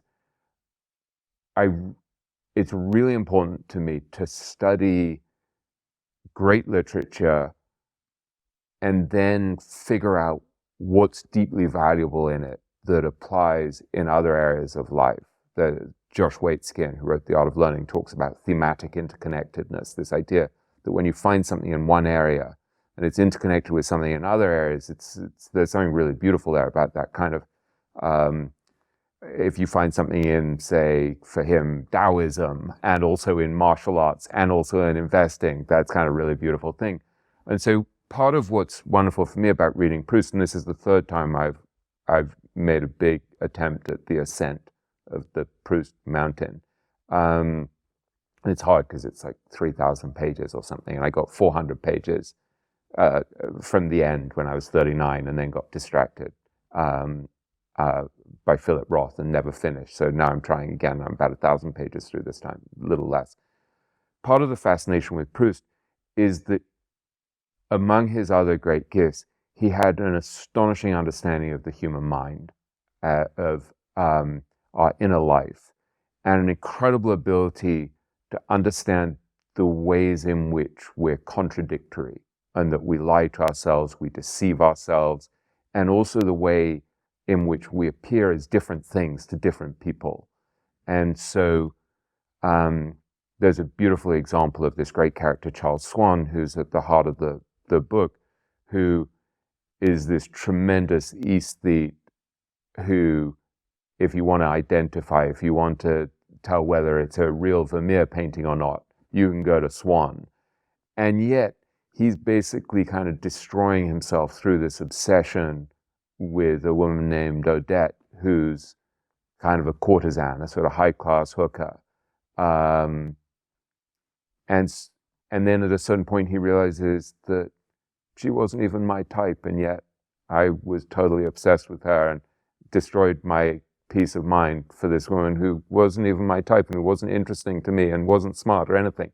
And then right after he's had this revelation, she's described as Madame Swan, and you realize that Charles Swan has married the woman after he realized this. And then they turn out to have a pretty happy marriage. And so I look at this stuff and I'm like, it fills me with a sense of how unknowable people are, how contradictory they are, how we're not even knowable to ourselves. We confuse ourselves, we deceive ourselves. And this does have a connection to investing and to everything else, because also, we construct stories about things. We look at people and we construct a narrative about a person or a company, and we say, this is what it is, this is what I believe it is. And Proust reminds you, it's so much more complicated. And it makes you, I think it makes you a little bit less hasty in judging people harshly, because, Proust sees everyone's flaws in a sometimes vicious and very funny way. But there's also great compassion there. And so for me, it's a reminder of the complexities of human nature and how difficult it is to see anything clearly. I want to relate two things, because the next best thing to reading it yourself, because you can't read all of this stuff, is to have a friend who's either reading it or read it. So I was describing to you, William, somebody that was I kind of it made me feel slightly uncomfortable. Wasn't sure why or how, and I don't know if you remember. And you said, "Wow, the person you're describing to me sounds to me like this personality in this book in Charles Dickens' book, David Copperfield, called Uriah Heep." And I'm so grateful, because I'd actually put that book on my reading list, and there are books that I read and I just read them, and there are books that I make myself read. I'm making myself read The Red and the Black right now by Stendhal, and I was like, my gosh, that's right. And it enabled me to see this person in greater clarity, because all you had to say to me was Uriah Heep. And then I will just tell you something else. Who was smarmy. Uriah Heep was someone who was incredibly smarmy and would tell you what you wanted to hear and would make you feel good, but would be quietly plotting your downfall. Yeah, so go read David Copperfield, focus on Uriah Heep. But that, I think, first of all, I got wiser reading the book. And then by your referring to the personality and making that connection to me, Uriah Heep's personality, to somebody in real life, I became wiser. So I really do think that reading the right literature that's for you at the right time, written by the right person, will make you wiser. And I'll just give you one more example of that I think is rooted in your reading of Proust, which is, I brought something else up to you and you said, yeah, it just shows you how you never know people. That's all you said. And I was like, what the hell is he talking about? But now that you talk about Proust, I kind of think I understand where you're coming from. And so I think a beautiful thing, just to bring Nicholas Christakis into this. So, there are networks of wisdom that created. And so in many ways, I'm benefiting from the wisdom that you've received through Proust, even though I've not read Proust. And so that's kind of interesting in and of itself. And I'm looking forward to learning more. And I don't know if it's going to happen, but I've been told by William that if I start reading it myself, he might include me in a book group, but I know that I have to do some real reading for it. But I would have I know you want to close it down, you've given me multiple hints, but I would have loved to explore that, but I'll let you take the mic and take control. Well, the real moral, I think, is that in our own different ways, we're thinking about how to construct a meaningful life for ourselves in all of our own weirdness. And so for Charlie, constructing a life where he didn't read fiction was just fine, because he was busy designing dormitories. I have no interest in designing dormitories, but it's pretty fun for me to read Proust. windowless dormitories. At that. Windowless dormitories. So on that note, Guy, thank you so much. And I just really enjoyed these conversations, and I've covered about 30% of the topics that I meant to cover with you, but it's been more fun. We went in other directions, so thank you so much. Yeah, thank you. It's at some point our wonderful soundman and video man told us that the fire went out. I decided I had to let it go. So sorry about the loss of the fire, but that's symbolic in some kind of way. Yeah, it's been fun. Thank you. All right. One last thought. Sorry, Yeah. This is like what's fascinating as well is that I have this feeling. So we have some awareness of what we think we've been talking about. And then there's everything that's sort of like below the conscious level that has also been going on that neither of us are aware of, and that's in a way also been fun. So we're going to need your therapist to give us the real explanation of what's been going on. All right. Thank you so much. Thank you, William. It's a privilege to be able to talk to you and to be able to work with you. Warren and Charlie and many of the people you mentioned have done well as they've structured their lives so whatever their weaknesses are, it hasn't taken them down. And so you mentioned Charlie's bluntness. I don't think that would have served Charlie as the CEO of a Fortune 500 company. So Charlie structured his life in a way where those personality traits of his didn't set him back. Warren is an incredible communicator and exudes this sort of warmth and people can feel, but he has a very hard time making those really hard decisions to fire somebody or to replace them. So he's structured his life to minimize those. A very powerful lesson for people to carry out is not to necessarily obsess on your weaknesses, but to do your best to structure your life so that you can avoid a lot of them.